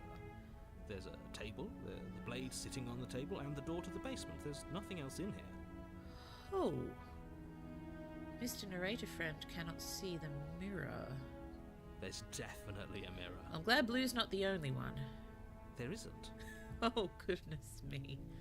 I'm sure the princess would tell us there was a mirror if she were up here. I'm not sure that's relevant. In which case she'd be lying to you because, again, there isn't a mirror. There's definitely a mirror, Mr. Narrator friend.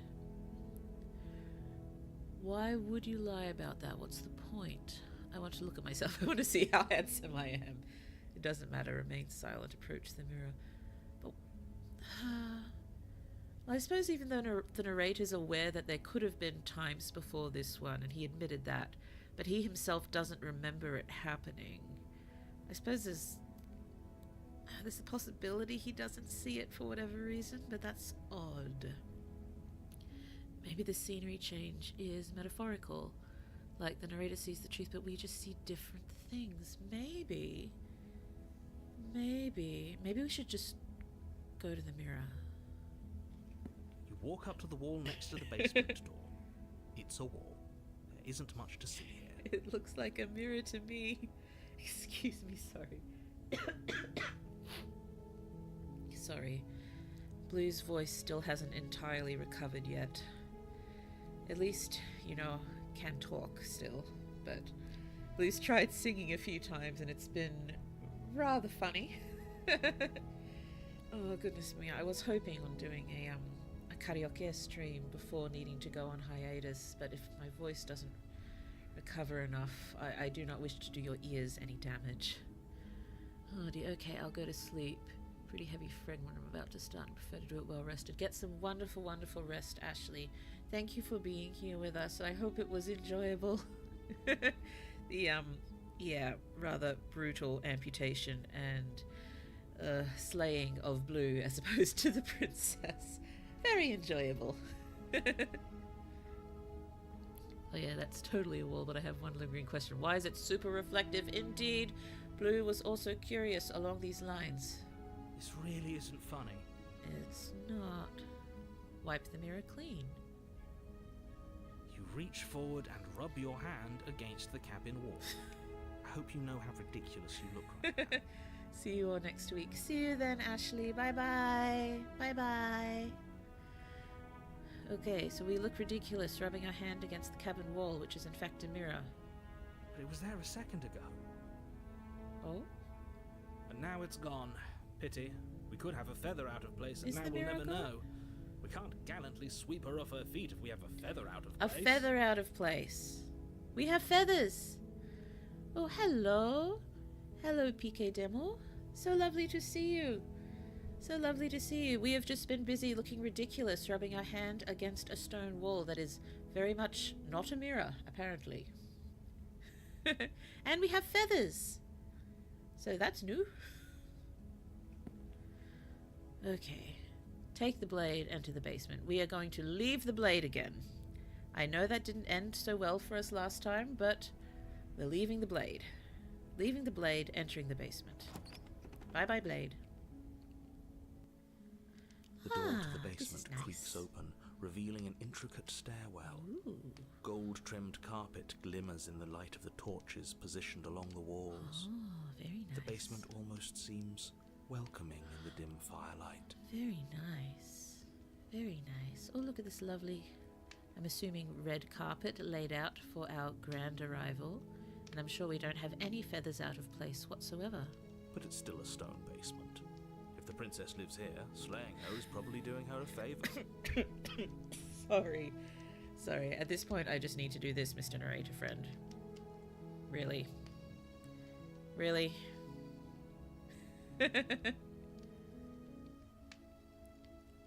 A soft voice Soft carries voice. up the stairs. Soft voice. Who is here? Hello? Is someone there? Hello? Her voice. It's somehow even more beautiful than last time. Oh, goodness me. I can hear wedding bells already. Voice of the smitten, that's a lot. That's a lot. But, oh yes, I'm not sure how this wedding is going to manage itself when you're a voice in Blue's head, and Blue remains steadfastly Aero Ace here, no matter what game she's playing. Was her voice different? It does sound a little more, I think it was slightly higher, and I think it was also less afraid than last time. She sounds innocent. She does, but some people are very good actors. But again, yes, we are going all out save mode this time. Save. I felt my tongue till now, but you're taking this a little too far. You barely even know the princess. We can still do right by her without all this over-the-top fawning. I'm very much in agreement with you, voice of the hero friend. Yes, for everyone's sake, you're not in love. Just remember that her charms are all part of the manipulation. Oh, dearie me. Let's go. You walk down the Oh, stairs look, that's a and different lock dress, eyes isn't with it? the And a different princess. crown? There's a heavy chain around her wrist, binding her to the far wall. I'm sure that's a different dress and a different crown. Possibly slightly different hairdo? My love, we're here to rescue you from your unjust and foul imprisonment. Oh, goodness me, voice of the smitten friend. You are very, very bold in your word choices and getting your point across, which is, it's admirable. Let's put it like that. You know she can't hear you, right? She may not be able to hear my words, but surely she can hear my spirit. Let's go with that. Oh, your spirit's plenty loud, all right. Oh, Mr. Narrator Friend, you're starting to get rather snarky, aren't you? Just a little bit snarky with Blue and her voice friends. It's you, my dashing girl. I was so worried you wouldn't come back. Let's just go all out. Yep, all out save mode. This will be fun. Do you hear that? She said we're dashing. Ooh, I just thought of a hypothesis. Ooh, let us know. Let us know. Blue wishes to know your thoughts. And she called us a hero. A voice of the hero likes that. That's actually kind of sweet. Flattery really goes a long way with the two of you, doesn't it?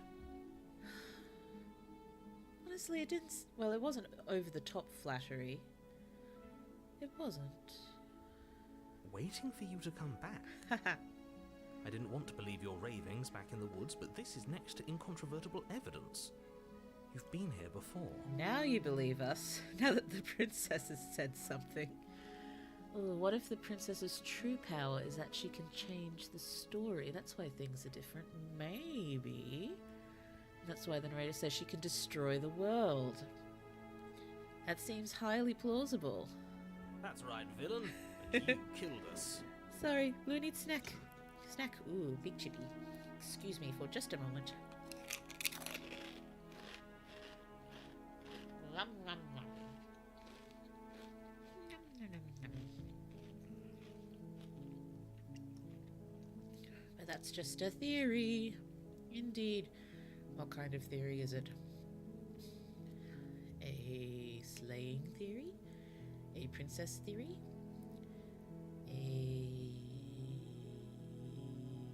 Blue's head went completely empty. That happens a lot. Not very useful when I'm trying to write things. Well, she killed us. She did, but I do not think she wanted to. Alright, this is a game. Goodness me, Blue is slow. Oh no, now I'm going to cough because I'm laughing.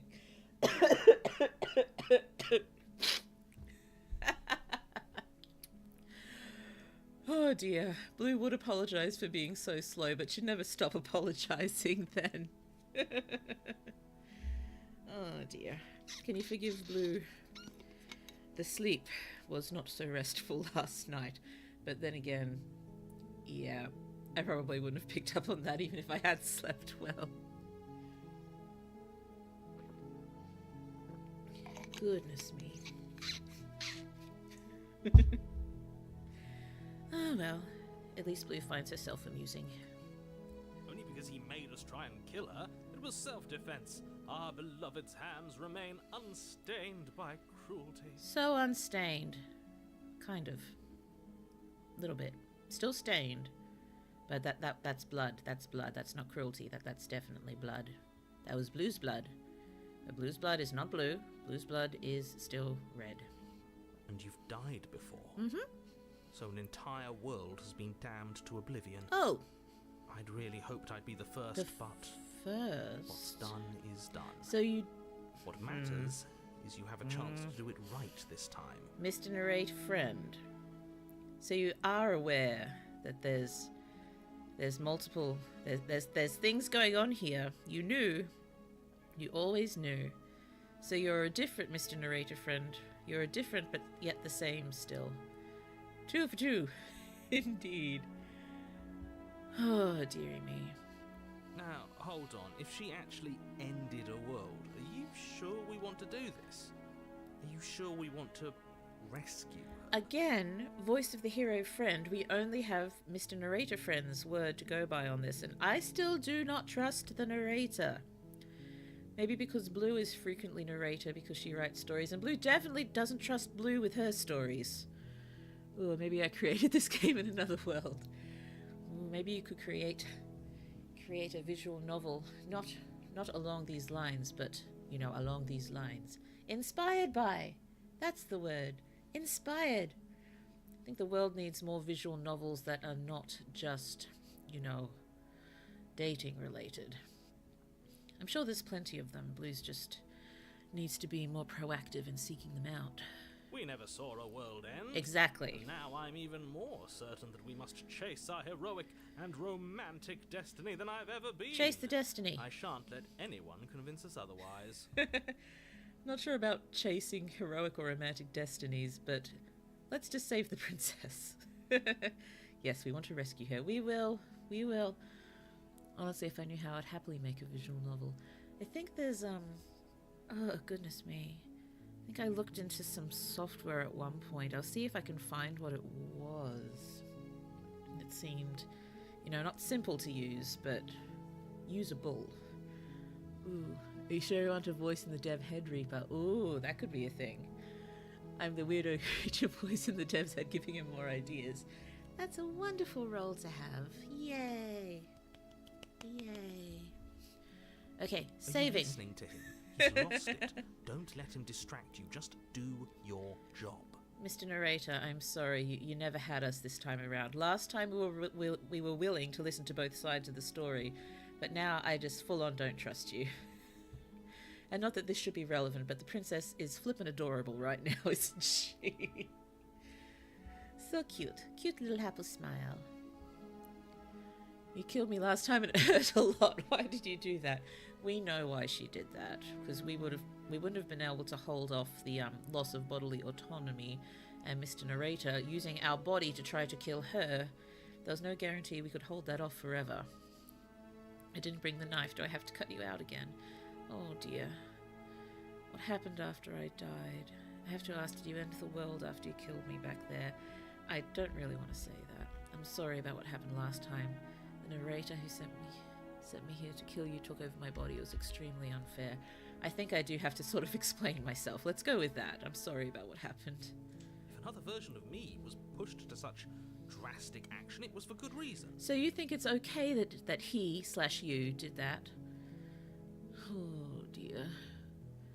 Plus we don't have the knife. Indeed, we did not bring the knife, so I'm wondering how we're going to get her out of here. Oh dear. We'll see. I don't know, maybe in this scenario love will be enough? I don't know. That's okay. You were just doing your best, and that's all that matters. Ah, thank you. That is somewhat reassuring. She took that in stride. To a surprising extent. An almost unsettling extent, actually. I do understand you remaining the voice of reason, and yes. I understand, but Blue is all in on rescuing at this point. Does she have a hair clip? Maybe. Maybe we could pick it. That's because she's perfect. No. Do you think she has someone like him telling her what to do? Oh, but him, the narrator. Does she have a narrator? She doesn't. There's no one else like me. That's... what's the term? Very presumptuous? Presumptuous of you, Mr. Narrator friend. I think he's right, because I like it better if she doesn't have some horrid little voice like him, always trying to drive her to violence. That is a fair point. Why that all braided hair? Oh, do you mean, yeah, I think I've heard if you have some really teeny tiny braids, could they be used in that way? I'm not sure. I think we'll just have to see where this goes. Wrong, Bloomy, and everyone in the chat are also narrators. We are all narrators. Okay, you killed me last time. It hurt a lot. Why did you do that? No, we know why. I didn't bring the knife. What happened after I died?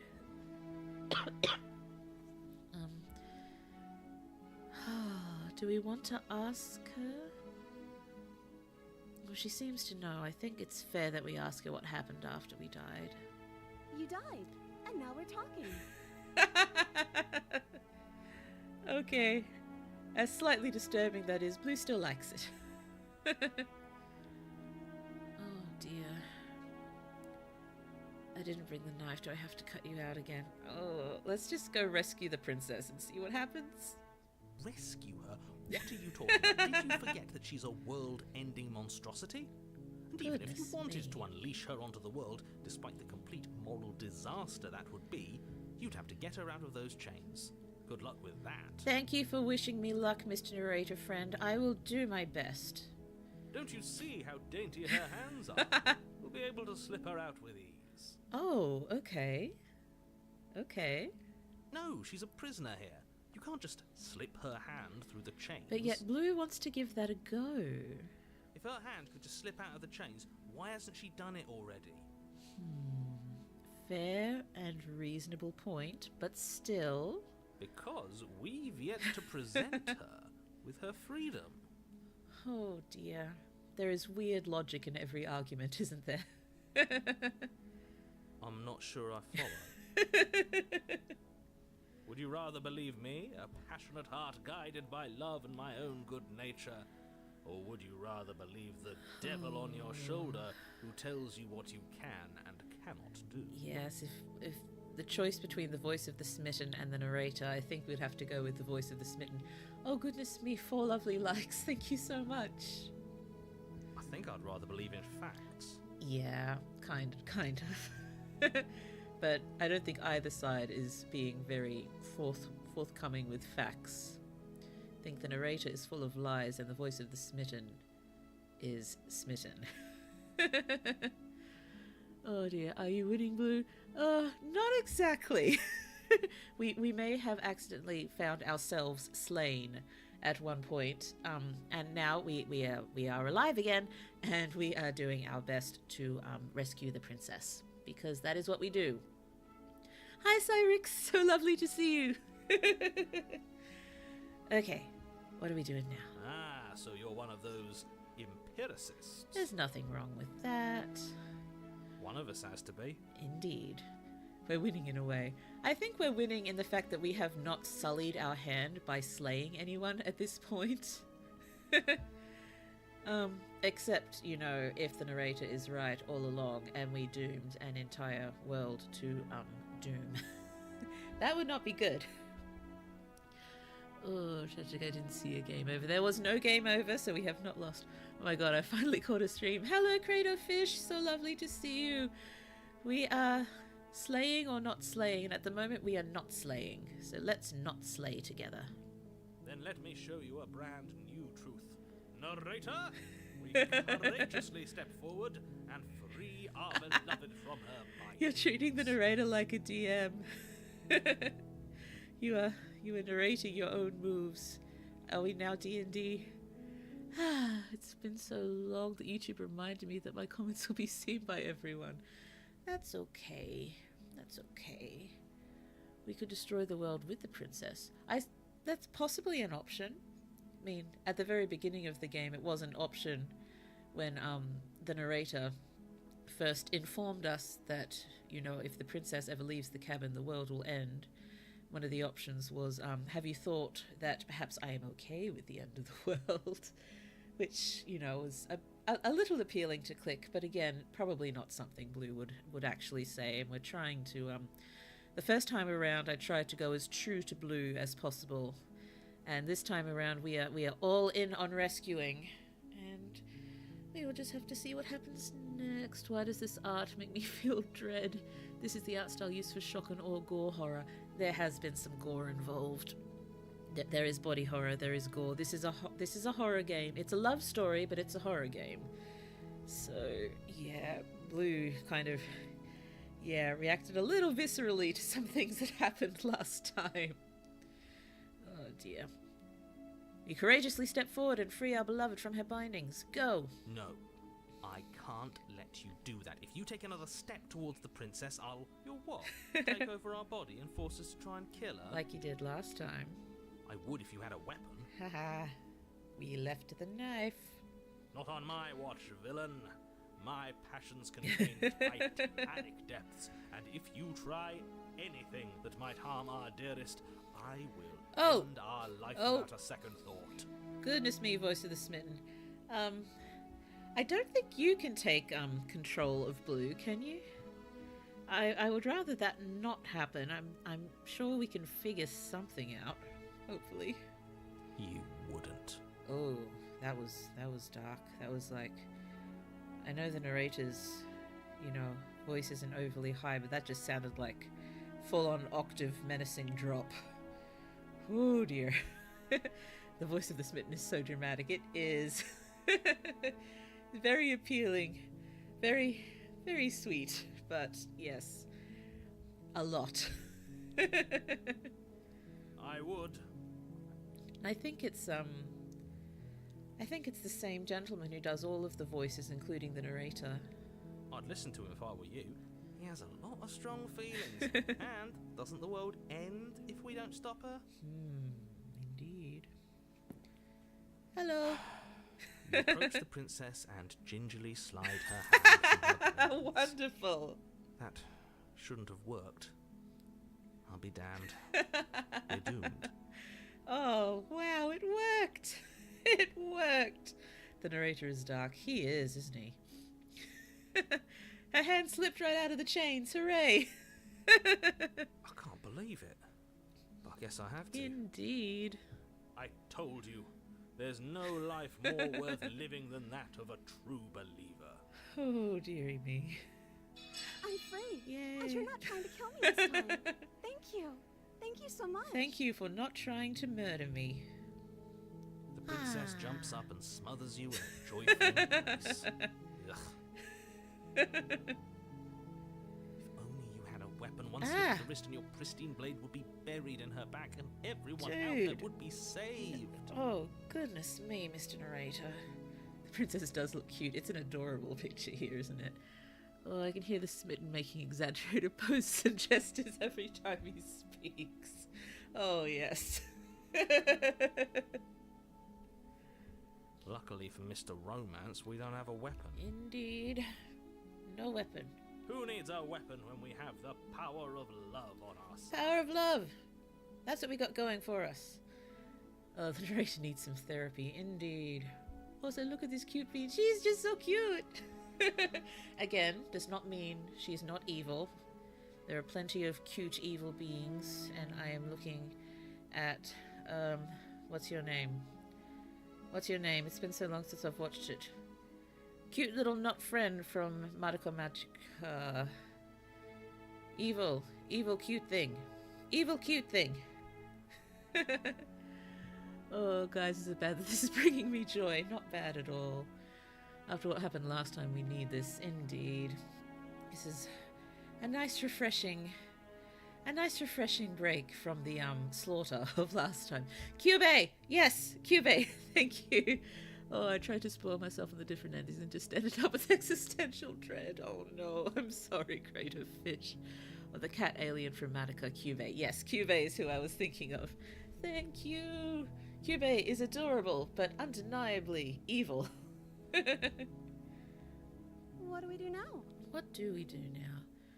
This is one of the reasons why I wouldn't kill. Indeed. What do you want to do? We leave, and then we have our whole lives to figure out what we go next. What we want to do next, what we want to go next. I think Blue read that incorrectly. That's okay.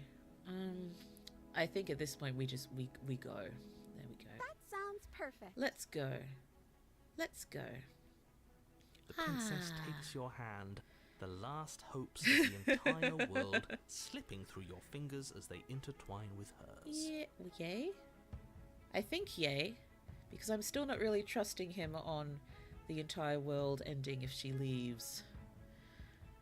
Oh, very nice. Very nice. Let's We go. have each other. We don't need the world for our happy ending. No, we don't. Oh, wait, no. I still don't want the world to end, if that would happen. She's so kawaii, she is adorable, and so sparkly happy. I like to think that you do, actually. Look, I have my doubts, but the choice has been made, and this is happening. It's happening. You don't have to mope about it. No moping. We move on. We're going. Cute as justice. Sora, no game, no life. Oh, now, narrator, no need for the sass. We are getting an awful lot of snark and sass from the narrator at the moment, aren't we? Should be more concerned about me. I will mope about it. Moping! Because moping is the only recourse you love-blind fools have left me with. Let's just see what happens, Mr. Narrator friend. Be You open. and the princess walk up the stairs hand in hand. Ugh, look at the way she's smiling at you. She doesn't have to be so happy about So this. happy. She is alive and she is free, and apparently we're in love. I see no reason for her to be unhappy. Well, I kind of want to see a romance between a human princess and a goblin. Yeah, it's really sweet, really. Although, remember, we do have feathers, so we are a feathered goblin at the very least. Feathered goblin ghoulie creature. Cope Steve made. And what happens after we walk up the stairs? What does happen? Let's find out. Oh, Let's see. Oh, isn't that interesting? The door slams in your face and the lock clicks. that's not good. I thought we were out of here. Apparently not. Okay. That's a familiar move. Indeed, they did this to us last time. Did I do that last time? Then you should know that you won't be able to leave. Did I do that last time? That was you? I thought it was someone else in the cabin who locked us in here, but it was you. It was you. Oh no! Did someone lock us in here? That's not fair. We're supposed to leave now. That's not fair. The princess isn't likely to destroy the world. Given that I destroy the world many times in a video game. It happens. It does tend to happen, doesn't it? Narrator being a jerk, he is. She's right. It isn't fair. Not fair. But the unfairnesses of the world are no match for the strength of true love. Wish that was true, voice of the smitten friend. Sadly, Blue is slightly more pragmatic than that. Enough with this true love nonsense. You just met her. Sometimes it doesn't take long, I'm told, or I've seen in media, which I assume could be based on real stuff. Oh, dearie me. Of course you wouldn't understand. Our passions run deeper than anything you will ever know. Are you listening to this? You don't have to go along with every whim of that delusional voice. I'm not going along with every whim of voice of the smitten friend. I'm enjoying his delivery, and I am offering alternative points of view occasionally. The smitten is very optimistic. He is. Again, that's quite charming. I suppose almost anything can really be charming when it's delivered in a certain way. I'm just along for the ride at this point. I'm feeling that way. I'm feeling that way too. But, I guess I just mean, yes, his optimism, voice of the smitten's optimism, is very charming. But pessimism has its charming points about it too. I like that about him, indeed. Explore. Do you think you can open it? I think we can open it if we try together. Well, I think I got this. Open the door by yourself. I think we try together. Let's try together. Okay. Yeah, let's do it. Now hero washing his hands of this roller coaster. Oh, and I mean, she remembers us from before, so it's not really love at first sight. That is a very fair point. Very fair point.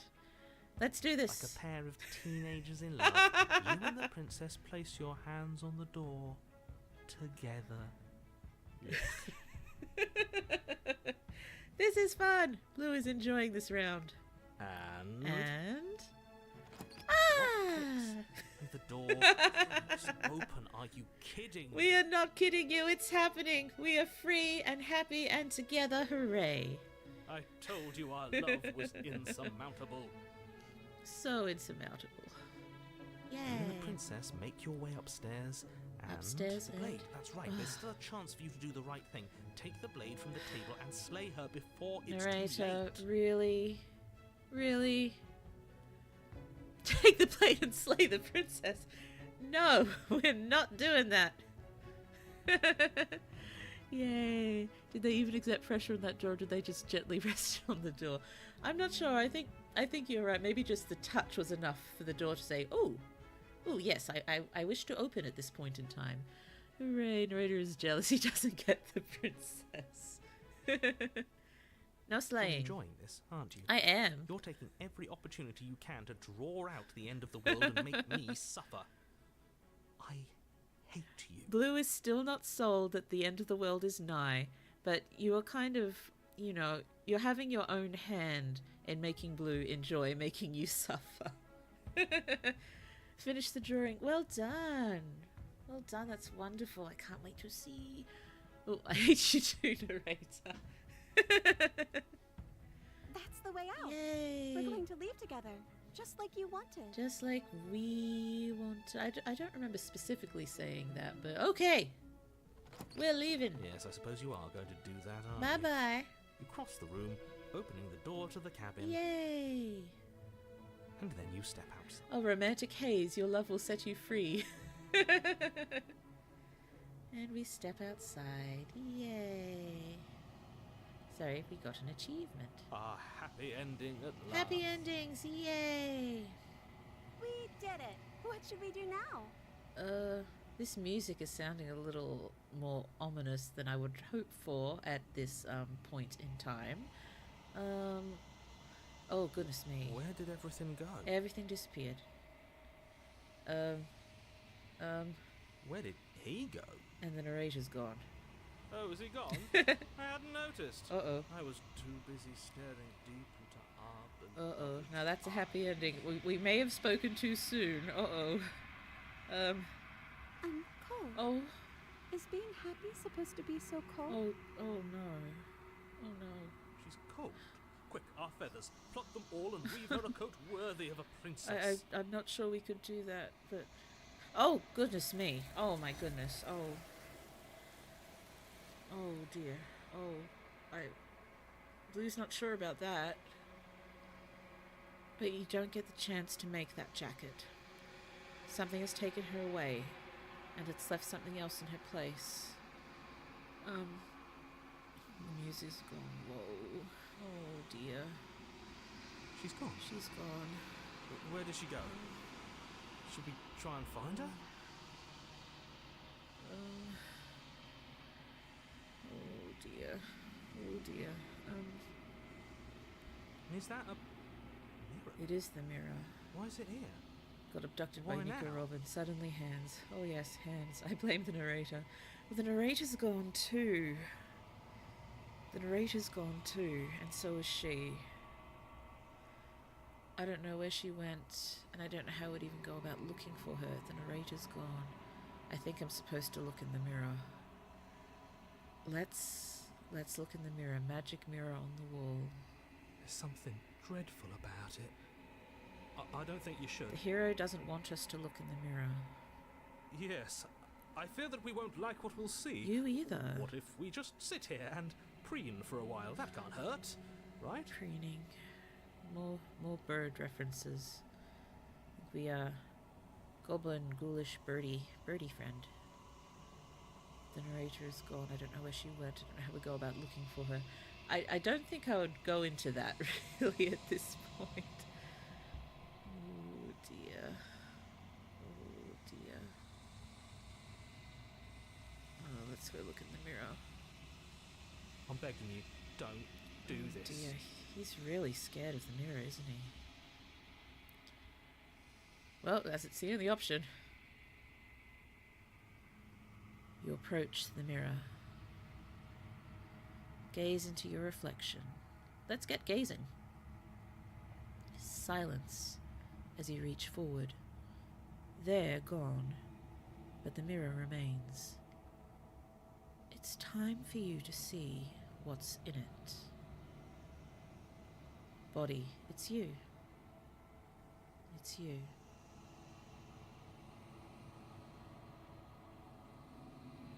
We are in the mirror. You are alone in a place that is empty. It is quiet here. Proceed to the cabin. Can we do that? Are you kidding? Bad things can happen with mirrors. Well, yes, but I think, we're going to have to approach it at one point anyway. Might as well get it over with. Proceeding to cabin. Oh, you're at the cabin. Approach her. Oh, Something finds me in the long quiet and brings me the gift of a fragile vessel. goodness me. The real monster was us all along. That doesn't look like a cabin, no, but the princess is here, and so I suppose, by story logic, the cabin must be here as well, because the princess is always in the basement of the cabin. The gift of a fragile vessel. What are you, the gift of a fragile vessel? Is this the end of the world? Let her out of there. Do you know the narrator? Are you what sent me to slay the princess? Do you know about the worlds beyond this place? Are you the princess? Do we know each other? What happens now? Attack the entity, destroy your body. Many options there. Goodness me. Goodness me, I think I'd go with one of the first three to start with. I know it may be vaguely uninspiring choice, but I think where is the am I the princess option? Oh, yes. Also a potential option there. Let's go with what are you? I am solitary lights in an empty city. What are you? Huh. I don't think I even know at this point. So maybe it was silly of me to ask you if I wouldn't even be able to answer that question. Solitary lights. What do you mean? What do you think I am? I don't know what I am. I'm a person. I think I have to go with I don't know what I am. I think that you are like me. We like each other. Your worst nightmare. No, we are similar.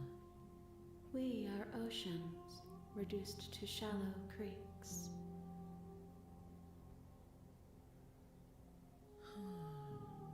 You are also solitary lights. It seems that we are. The gift of a fragile vessel.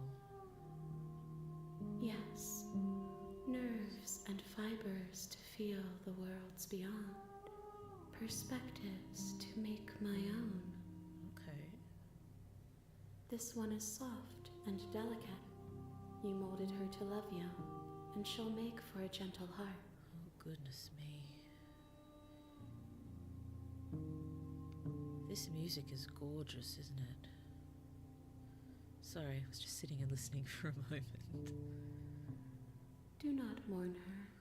She has served her purpose.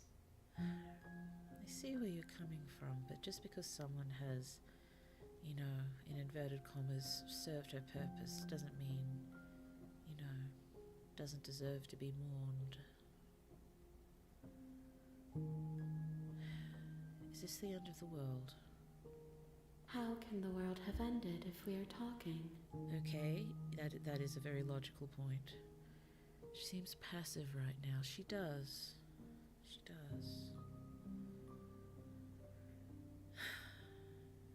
I don't really want to go with let her out of there because I don't know. I just think there is no getting her out of there. Do you know the narrator? You are the only thing I have ever known. The space we're in is vacant. Nothing comes here but us. Are you what sent me to slay the princess? Are you what trapped me here? Do you know about the worlds beyond this place? I think, are you the one who sent me to slay the princess? I have only just now stirred to consciousness. Okay. I could not have trapped you here, and I too yearn to be free. Okay. I think she's to be trusted.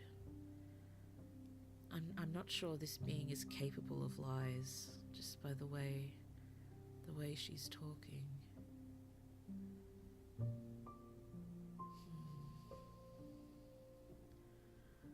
Oh, do you know about the world beyond this place? Does she exist in a single point of space-time? I don't know, maybe. I think I want to ask, are you the princess? She is part of me, and part of me is her.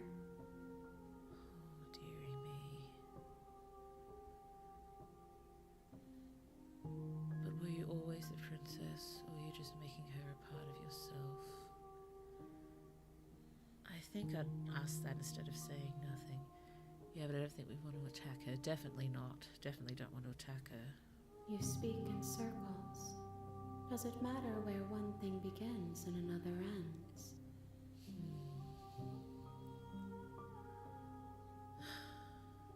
Do we know each other? You are familiar, but you are not me.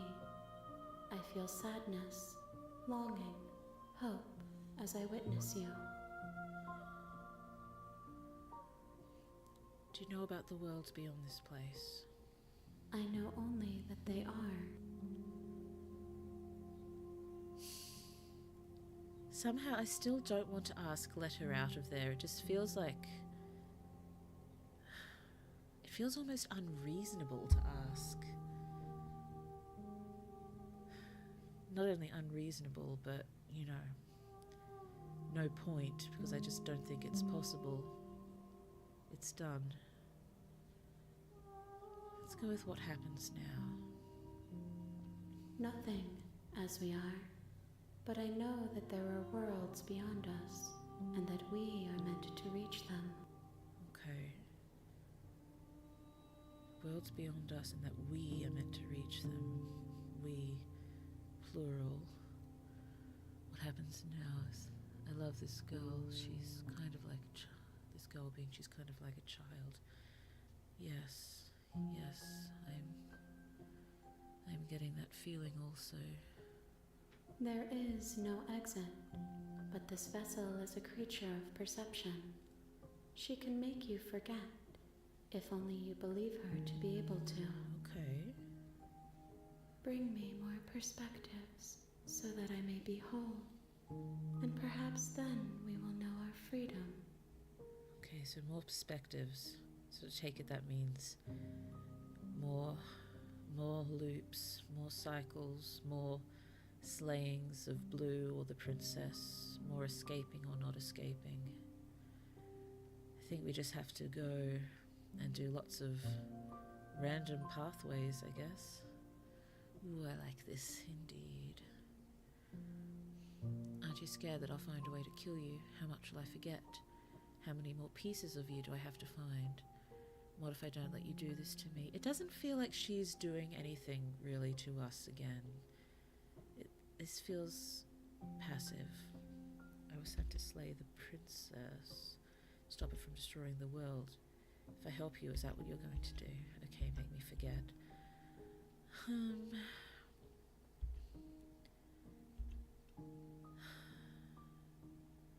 you think we should ask about the pieces? Or I was sent to slay the princess to stop her destroying the world. If I help you, is that what you're going to do? I guess whatever you like for the third room, but I have an idea. Ooh.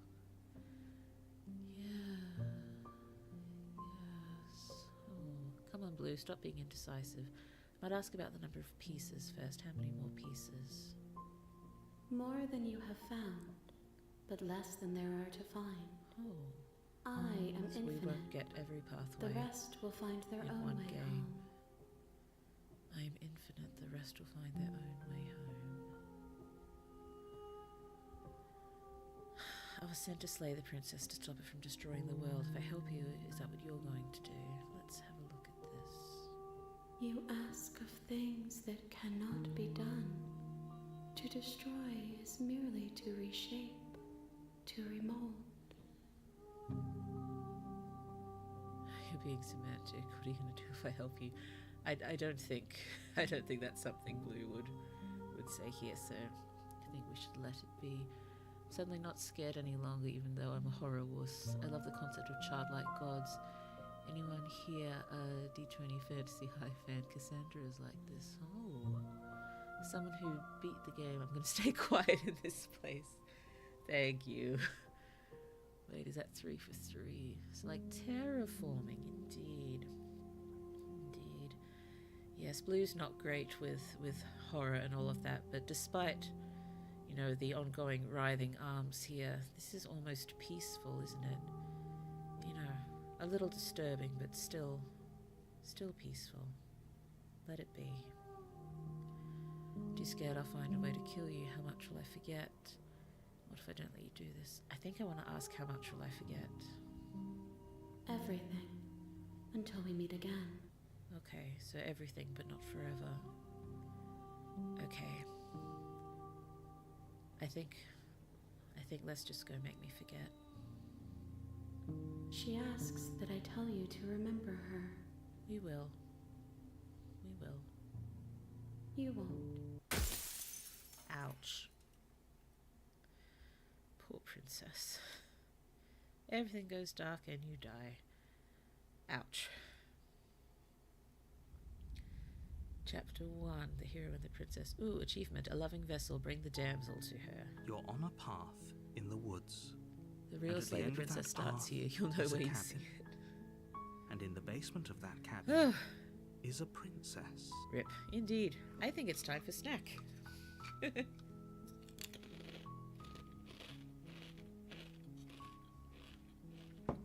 yum, yum.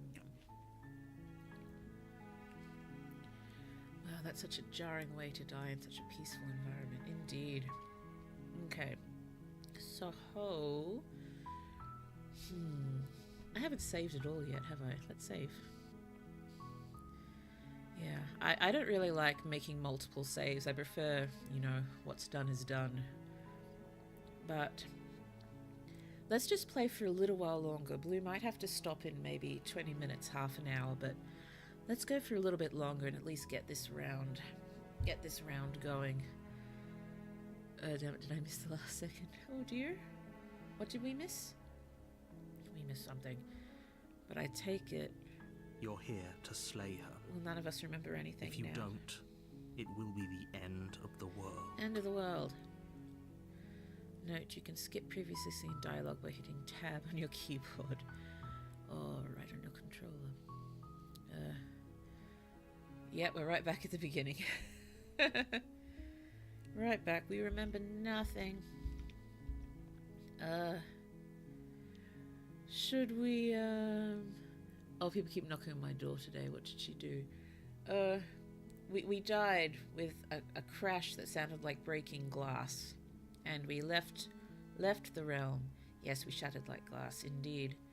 And now we are back here, and we don't seem to remember anything. The existential dread is kind of calming in its own way. Suddenly my life worries don't really matter when faced with void. Oh, goodness me. Goodness me, I do see that. But still... Oh, the void in itself can be very jarring. Sorry, more snack.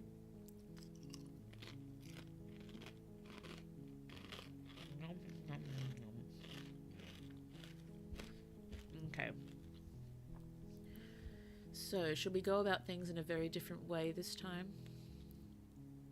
Have you considered maybe I'm okay with the world ending? Should we go with that one this time? Okay with the world ending. Of course I haven't. Why would I even consider that? Nobody wants the world to end. I mean, maybe some people do, like nihilists, or very, very evil people, but surely you're not one of those, right? Hopefully not. But still, I'm not a killer. No. We're just going to... Given the princess, childlike god being, needs many perspectives, I think we just need to change things up a bit. Sometimes nothingness can be comforting, indeed. I think you should do what you like this time. Should we go off the rails a little, maybe? Have you considered maybe the only reason she's going to end the world is because she's locked up? Can't someone else do this? Forget it. Do I get a reward?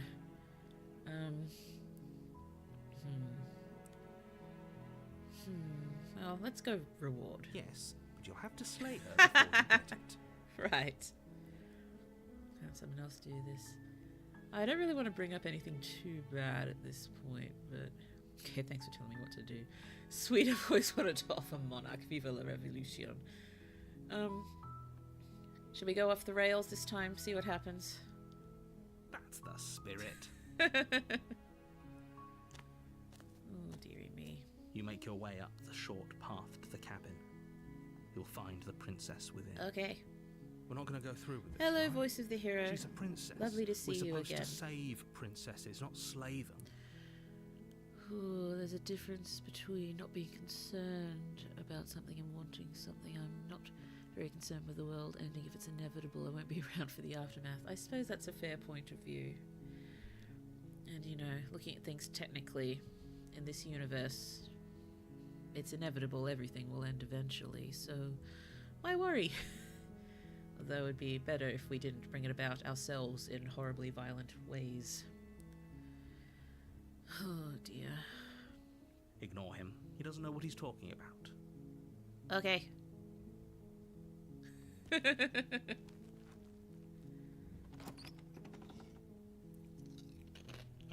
The interior of the cabin is almost entirely bare. The air is stale and musty, and the floor and walls are painted in a fine layer of dust. Right back to how The it was only at the furniture beginning. of note is a plain wooden table. Perched on that table is a pristine blade. The blade is your implement. Okay. You'll need it if you want to do this right. Okay, so we're going full on, off the rails, slay the princess this time. You take the blade from the table. It'd be rather difficult to slay the princess and save the world without it. Indeed. Please, Blue does not like doing this. Well, in fiction it has some level of entertainment. But even if you slay the princess, the world will still end eventually. Indeed. And the basement. The door to the basement creaks open, revealing a staircase faintly illuminated by an unseen light in the room below. This is an oppressive place. You don't mind listening through this again? The air feels heavy and damp, a hint of rot filtering from Blue the doesn't ancient mind, but if wood. someone does, let me know. If the princess really lives here, slaying her is probably doing her a favor. I still far from agree with that, Mr. Narrator friend. Her voice carries up the stairs. Who's there? Oh. Well, that's different, and I'm imagining it's different because we have the blade. She sounds dangerous. It's almost as if she's the one in charge down here. Don't let it fool you. It's all part of the manipulation. Oh, the world ends when the dying star engulfs it. Indeed. This is strange not hearing the other voices. I'm sure they'll come back at one point. Hi, just checking in on you. Hey, I think I'm here to kill you. Continue down the stairs. Well, either hey, I think I'm here to kill you, or just go down and do it. Let's ham it up. Hey, I think I'm here to kill you. Oh, are you now? Why don't you come down and let me take a look at you? Okay. Great job. You gave away the element of surprise. Good luck, hero. Thank you. You walk down the stairs and lock eyes with the princess. There's a heavy chain around her wrist, binding her to the far wall of the basement. Being polite. Indeed. Professionals have standards. Always good to be polite. She's so coldly beautiful. Is she really a threat to the world? Focus on the task at hand. Focusing. You weren't kidding when you said you were here to kill me. You doubted Blue? Oh, Blue would have doubted Blue too. Okay. What? No way. Why would you even think that? Yeah, it wasn't a joke. I haven't decided yet. I'm just here to talk. Still your nerves and step forward. Well, even the hero sounds a bit different indeed. I was like, yeah, it wasn't a joke. I know. You brought a knife with you and everything. But you don't have to try and kill me. You could always toss that scrap of metal to the ground and give the two of us a chance to talk things out. Oh, I like this voice. Love that the cursor has a blade. Yes, we brought the blade this time. She makes a compelling point. What if we didn't kill her? What if we just dropped the blade and talked? I don't think we'll do that this time. I think we're just going to... They could do it without a knife. Maybe. Don't you dare. It's fine. We can decide what we want to do after we talk to her. Maybe she really is a monster. Killing someone in cold blood isn't very becoming of us. It's not very becoming, no, but Blue kind of did just want to go off the rails on this one. We need many perspectives, remember? We need many perspectives for our friend, the childlike god being surrounded by arms.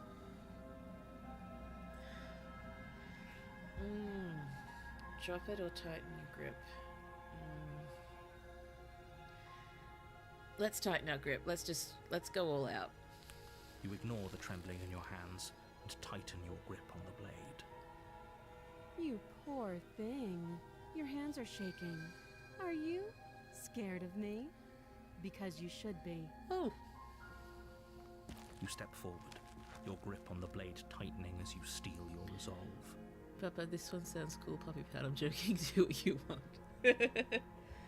Well, the childlike god being said, bring more perspectives than we have, but we won't be able to bring all of them. So imagine there is a great deal of replay value in this visual novel. So I don't think we're going to find anywhere near all the possibilities. Scary princess. So scary. Oh? No talking then? Fine. What even makes you think you can kill me? I don't know. I'm probably chained up in this basement for a reason, right? And if that knife is the only weapon you have, you'll have to get close enough to use it. So, you should just drop it. Best not to risk finding out what I can do. Oh dear, the princess is gonna clock us. Blue is feeling She's intimidated. unarmed. If you hesitate now, it'll be too late. End this. What if she's bluffing? What if she kills us? Are you sure she's not armed? I'm sorry, can we just talk? I'm not dropping the blade. Drop the blade, slay the princess. You lunge forward. without a I'm moment's sorry. hesitation. I'm sorry. I just feel like we're gonna go about things this way this time. We're slaying. We're slaying. Is that the whole point of melee fighting? Oh You feel dear. flesh easily give way. sorry. And look down to see your That's blade unpleasant. already sinking deep into her That's heart. unpleasant. Oh dear. Oh, We have the initiative. Oh dear. Blue does not like violence. Blue writes lots of fight scenes, but Blue still doesn't like violence. Oh, the stabby, This is McStab it, face. isn't it? This is it, isn't it? Oh dear. I'm almost embarrassed. I should have seen that coming. Oh dear. But I have to wonder. I feel sad. Look at her shocked face. Yes. Oh dear. Blue did not actually like doing that very much at all. We slay the princess among us style. Indeed. This feels wrong for some reason. It does. It does. But remember, we were promised. We were promised there's no wrong decisions. There's only fresh perspectives. Her voice is really strong considering you know the stab wound. But Blue is still floating around the possibility that she is not actually human. Not human. Still slayable. Not necessarily evil, but we decided we're slaying this time. This is a slaying arc. Man, it's just a flesh wound. Oh dear. Do you actually Oh. believe this Oh, dear. was enough to kill me? Oh dear. It's like she's convinced she can't die. Huh. Yes. Even as she lays there dying, she entirely believes herself to be alive and well. Well, that's with the strong, confident voice then. We are no longer holding the blade in the cursor because the blade is now in her chest. Yeah, maybe she's more than that. Maybe she's an alien. Maybe. Who knows? Well, given the odd connection she seems to have with the godlike being that resembles her. Oh dear. But it's over, isn't it? She stopped breathing moments Music ago. stopped. That arrogant look still plastered on her face. Oh dear. Very cool detail indeed. She is definitely... But is it over? Oh dear. Really over? Just got full on body shudder there. Oh dear. Of course it is, she's dead. I'm not sure, I feel like she has to have some kind of trick up her sleeve. Her sleeves are not long enough to hide any tricks up. Of course not, that was too easy. Let's be confident. Of course it is, she's dead. Yes, exactly. It's over. It's over. We're confident. We slew. Slew? Slew is past tense of slay? I think so. Oh dear. With your work done, you make your way back up the stairs, closing the door to the basement behind you. Okay. Why do I feel like we've done something terrible? We kind of have, friend. You did kill someone. Greater good or not, something would be very wrong with you if you didn't feel at least a little bad. I'm glad you can admit But that. it was for the greater good. One of these days that will sink in and help ease your guilty conscience. I am unsure, but let's continue. But that day isn't today. Let's just get out of Let's here. get out of here. Leave. You open the cabin door, ready to return to a world saved from certain doom. Oh. Only a world saved from certain doom Oh. isn't what you find. Instead, what you Okay. find is nothing at all. Oh dear. Where a lush forest stood mere minutes ago, the only thing in front of you now Oh, is the vast emptiness of some place far This away. is the same space that the princess and I came into when we thought we were going to escape and be happy together. It's the nothingness. What happened? Everyone is fine. It's just that you and the cabin are now far away Why from... don't I trust you? Don't worry. You'll be safe here. Oh, This is good. oh dear. Everyone is Oh, happy. goodness me. You'll be happy. I don't like this. Yikes, only the cabin exists now. Indeed. No, I am not liking what you were saying, Mr. Narrator friend. Wait, is this my prize? This is great, thank you so much. Wait, is this my prize? This sucks. Let's be yes, let me out of here. Oh, okay. I was kind of hoping I'd get a better ending for saving the world. I think I gotta be honest there. This isn't an ending. In fact, now that the princess has been slain, endings are a thing of the past. Oh, No. dear. This is the beginning of eternity. Oh. Your reward. Blue might have liked to have slightly more say in her reward here. This is what's best for everyone. Trust me. I don't... Time passes. You can't be That's sure if it. it's days or months or years or even Oh. decades. It's all a wonderful, boring blur. You've never been happier. I've never been happier with a wonderful, boring blur. Oh, the hell is the beginning of endings don't exist. Oh dear, at least now you have a cabin for eternity. Well, that's probably the closest to home ownership Blue's ever gonna get. Free real estate. Psst. Hey, we're not just going to stay here forever, right? Oh. Did you hear the narrator? I'm happy, we're happy. Hell no, do you have any idea how we're going to get the heck out of here? Of course we are, I like it here. Let's explore. Didn't you hear the narrator? I'm happy, we're happy. Are we really happy? Or is he just telling us that we are? Yeah, I'm pretty sure you're on that one. Oh, Blue, oh god, she hit us with real life. It made me think about my future prospects. I'm so sorry. I'm so sorry. I did not mean to hit you with that one. That's just for Blue herself, she sort of just accepted it as inevitable, and now all she can do is laugh about it. I'm sorry, Crate of Fish. I'm sorry. Too real. Too real. Okay, maybe I'm not happy, and I'm not just saying that because you're the last person I talked to. Yeah, let's go with that. Good, because I have an idea to get us out of here. Okay. Though you're probably not going to like it. Oh, this is going to wind up with us dead, isn't it? The blade. We can use the blade to get out Yep. of this. Yep, we're going to die again. I can hear everything you say, little voice. Little voice? There's only one thing it would want you to use that blade on, and I'm afraid that thing is you, dear hero. I already figured that out, but thank you for clearing up any possible misunderstandings there. Yes, please stop talking about the housing crisis and go back to the much more appealing end of the world. Oh, goodness me. We're always so cheery with Blue streams, aren't we?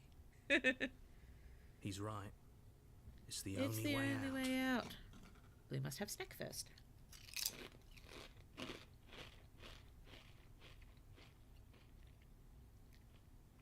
Yum, yum, yum.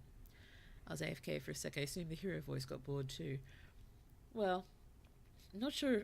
Well, probably bored, yes, but I'm not sure that's why he suggested we slay ourselves to get out of there. I think that's more a necessity thing. Though voice of the hero and Blue at this point as well don't know that we could loop because we've forgotten everything. Do you hear that? It wants to take this happiness away from you. It wants this wonderful place to end. It's not really that great. There's not even a good view. It's just emptiness. I don't mind that white noise though. I quite like that. I think for the longest time, I just wanted to get the sound inside an Evangelion entry plug just playing on repeat in my ears constantly. I found that sound very soothing. Ooh, by the way, I got pizza! Hooray! What kind of pizza did you get? Blue loves pizza. Ooh, Blue, wow, my streams got pretty dark. Blue, 5 seconds later. Oh yes, let's stab ourselves for first a snack. Well, yeah. I can't help but think I offer a very consistent Blue, though, honestly. despite how minorly chaotic I can be. Well, let's see what the voice will join us next time. Also, yay for pizza, yay! Blue's favourite pizza is, in fact, pepperoni and mushroom. It is just the perfect combination. Oh, and thick base. Very, very thick. I don't mind thin base for pepperoni sometimes, but I like something to sink teeth into and gnaw on. It is good. It's the regular cheese and pepperoni. Glorious. Glorious. Do you not? There's more for us to do. So much to and do. The only way for us to do it is to take that blade and use it. Use the blade. I agree. On Blue's pizza perspectives? Because I would hope many would agree with Blue's pizza perspectives. Don't you dare. Sorry, I'm through with the narrator taking tones with us. Goodness me, that sounded weird. Don't you take a tone with me, Mr. Narrator friend. Wouldn't using the blade, kill us? Wouldn't we be dead? Anything to get out of this hell, you're right. I didn't like that idea. I'm just going to stick around and do nothing, at least for a while longer. Would Blue consider this a hell? Possibly. Wouldn't we be dead? We would be dead, but is being stuck here better? I'm not sure. Ooh, I kind of don't like pepperoni. I do love mushrooms, though. Then onions, add fresh tomato and basil, and suddenly I'm aware of my pretentious pizza taste. Everyone is highly entitled to their own pretentious pizza tastes. Oh no, that sounds lovely. It does, it does. Ooh, yeah, I'm not sure I'm in love with the thin crust. I think Blue became accustomed to the thin crust with pepperoni because for the longest time when family ordered pizza and we got pepperoni, we got the thin crust because I think that must have been someone's favorite, so we just always went with it. But yeah, I prefer the thicker crust no matter what, really. Ooh, I'm just a basic fan of cheese. There is nothing basic about cheese. Cheese is glorious. Question, pineapple on pizza, yay or nay? Nay! No! I believe this may have been brought up at one point in the past, but Blue's perspective on pineapple on pizza is the following. Anyone who likes pineapple on pizza is weak, their bloodline is weak, and they will not survive the winter. Blue has said her piece. Ooh, look, I have the burn scars from making pizza from scratch. I have a love-hate relationship with that Italian disc we call food. I love pineapple pizza. Oh no. Oh no. No, lol, pineapple is too sweet and watery for me indeed. Neutral on my end. I suppose that's fair. Rip, good thing winters don't happen here. Oh dear, let's get out of this hell. Thank you. I made this happy little place for you. Is this not a good enough reward for saving the world? Oh, goodness me. An eternity of bliss? Is this bliss? You ingrate. Is this bliss, though? Honestly. No, you will destroy the world if you eat pineapple on pizza. Well, sometimes when a piece of pineapple has been, hidden, an accidental piece of pineapple on Blue's pizza, Blue has been very, very unimpressed. I'm not sure destroy the world levels, but very unimpressed. I love Supreme pizza. I do. I just have to be very careful in removing the pineapple. Blue's opinions on pineapple on pizza is the strongest I've ever seen her have. Oh dear, I'm almost cackling. Sorry. I like salt in my pineapple, so I guess that shows my tastes. Well, imagine stuffed crust with pizza, but stuffed with pineapples instead. Why would you even suggest such a thing? That's just taking things way too far, unnecessarily. That did not even have to enter the realm of conscious thought. Why did you do this? I like a lot of toppings. My standards aren't super high. That's okay. That's okay. Say, Rix, what are your coordinates? I want to have a chat. Oh yes, if there is anyone about who is enjoying their time here who has not joined the Discord, there is a link in the description and you can have lovely chats with people whenever you like. And Blue pops in now and then. Blue sees a lot of what happens and Blue interacts probably a little more than she thought she would at this point. Probably, honestly, if or when more people join, Blue may interact less and less, but we will see. We will see. However, blueberry pizza, banana pizza, whatever's happening with Brazilian pizza, I can't with those. Well, Blue is not big on fruit, so she wouldn't really do that, but Blue understands the purpose of dessert pizzas. I mean, Blue probably wouldn't say no to a Nutella style. What's the folded over pizza? Cannoli? No. Why is the only thing in my head gorgonzola? It is not gorgonzola, but there may be a Z in the word I'm after. Ooh. Blue, that was a threat to Cyrix. Lovely paper. Yes, please use the Discord. I am sorry I didn't pick up on that. I did not. Brazilian pizza has uncut green olives on it. Oh, I see. I'm not a fan of green olives. Black olives, though. I'm not huge on olives.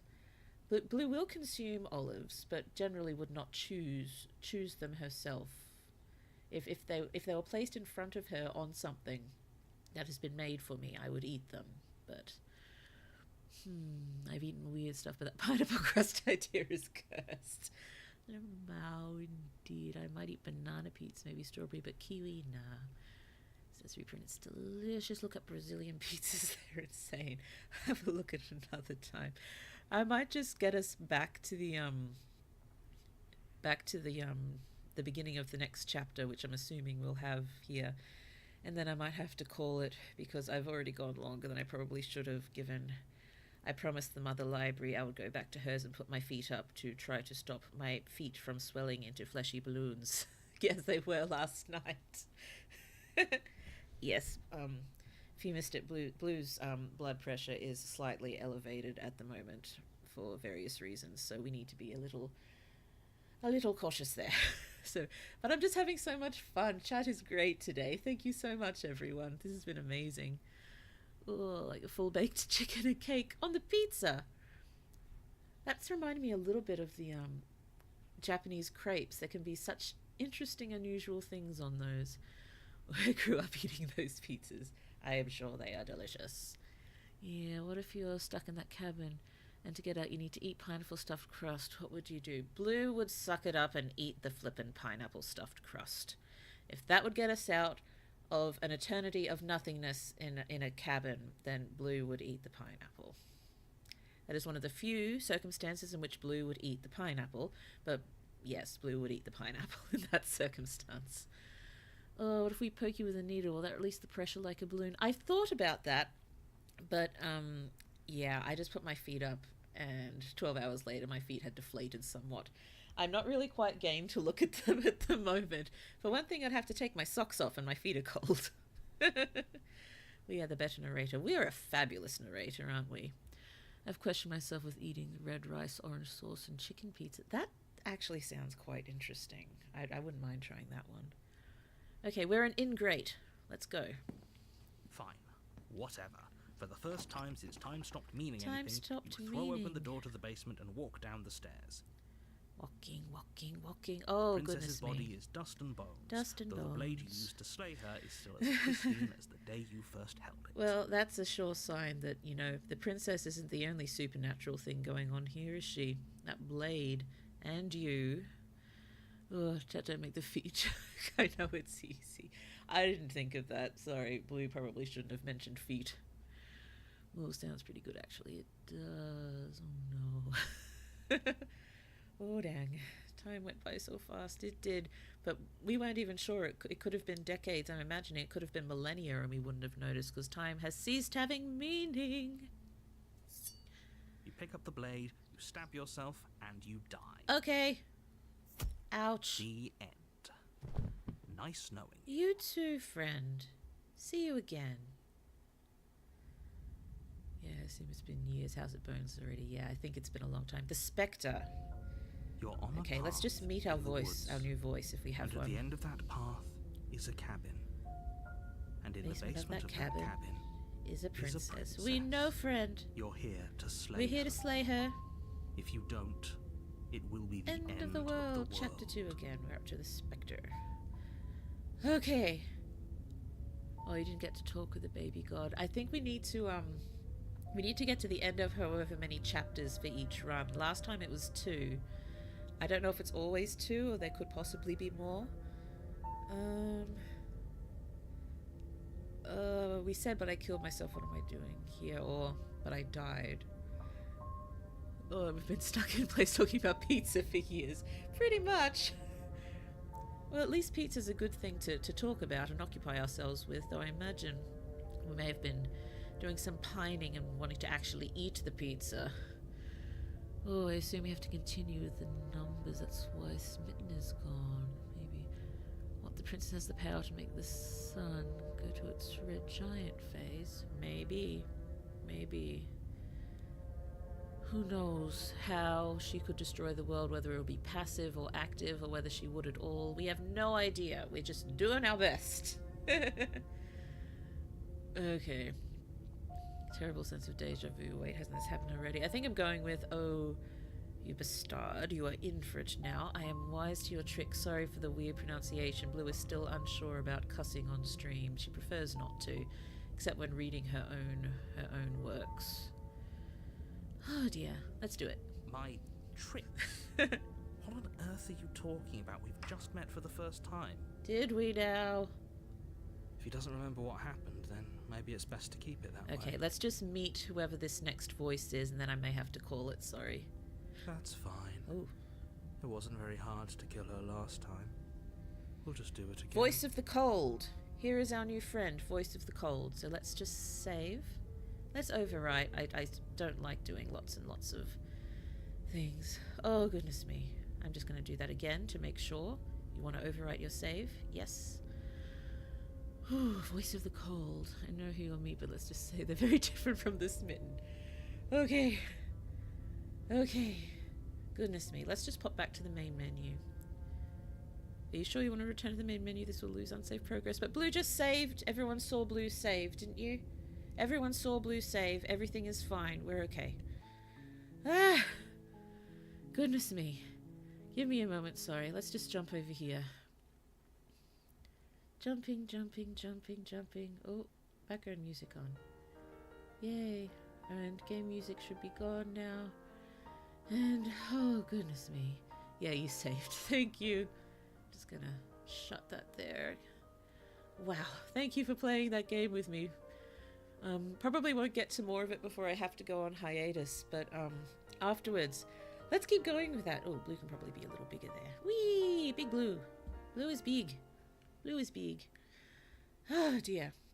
So, thank you. That was fun. That was disturbing, but fun. I was enjoying that. Also, the game's original soundtrack is pretty good. It is beautiful, isn't it? Oh no, Blue is way too big. What was Blue thinking? There we go. Okay, I'm just grabbing my lyrics. The parting glass lyrics. If anyone hasn't hung out to the end of a stream before, Blue normally finishes by singing a verse of the parting glass, because that is just what Blue decided to do, and so she does it. Except 2 weeks ago, Blue did indeed lose her voice, and so last week's rendition was rather interesting, and I'm not really expecting this week's to be much better. But I will indeed give it a go. Oh, what was disturbing in the game? Oh, newfound knowledge to insult the Italians. Oh dear. Oh, I hope your voice isn't too hoarse to sing. It should be okay. As I said, I had been hoping to do a karaoke before needing to go on hiatus, but I don't know if that'll be possible. Screamo version. Yeah. No, Screamo. Screamo is not a type of singing Blue has attempted before, and she does not really want to risk losing her voice again. Blue needs her voice. Blue needs her voice to stream and sing and do various other things that are of a useful nature. Oh, dearie me. So yes, we are starting to run a little against the clock in terms of Blue's upcoming hiatus. Yes, given we don't know exactly what will happen, Blue will attempt to keep streaming for as long as possible, but assuming everything goes according to plan. Sorry, for anyone who doesn't know, Blue is expecting a second small one in the next month. Also, Blue is highly full of small one, if you didn't know. But yes, there's been some interesting things going on with that. But yes, assuming nothing else terrible happens, just double checking calendar, Blue's last stream will be either the 29th of the last MacGuffins You Write stream, or the 5th if I manage to do one last one after that. But yes, anything could happen, so we'll just have to see. We'll just remember, if you break uncooked pasta, the Italians will break you. Oh dear. I will do my best not to. I try to get it as soggy in the boiling water as possible before pushing the rest in. Yes, do not snap the pasta. Well, I hope you have a good rest of your day. You as well, Corbzilla. Oh, I'll break someone for breaking uncooked pasta. That's just dumb. Ah, dearie me. Well, I should probably finish up and get home. Well, this is home. Other home. The parental library's home. It is not far, and I can walk it on my very slightly swollen feet. Oh dear, thank you again. This was fun. Hopefully we can continue with the game at one point when I get back after hiatus. But yes, wherever you are in the world, good night to you, or good evening, good afternoon, or good morning. And I hope the rest of your day is absolutely lovely, because that is what you deserve. And Blue will remember to turn off the background music before singing, because she has sung too much over the background music and it has sounded very strange. Well, for real, I hope your health stays good, Mooney. Thank you so much, Reaper. I'm doing my best. Hope you have a good rest. Thank you so much, PK Demo. Okay, let's see if Blue can do this. Ah, for the money that e'er I had, I have spent it in good company. Oh, and all the harm I've ever done, alas, it was to none but me. And all I've done for want of wit, to memory now I can't recall. So fill to me the parting glass. Good night, and joy be to you all. Thank you so much. Thank you so much. Well, the rest of my day 2 hours will be lovely because of you. Thank you, Creative Fish. Thank you. Okay, where is my ending screen? There it is. Time to go. Bye-bye. Bye-bye. See you later.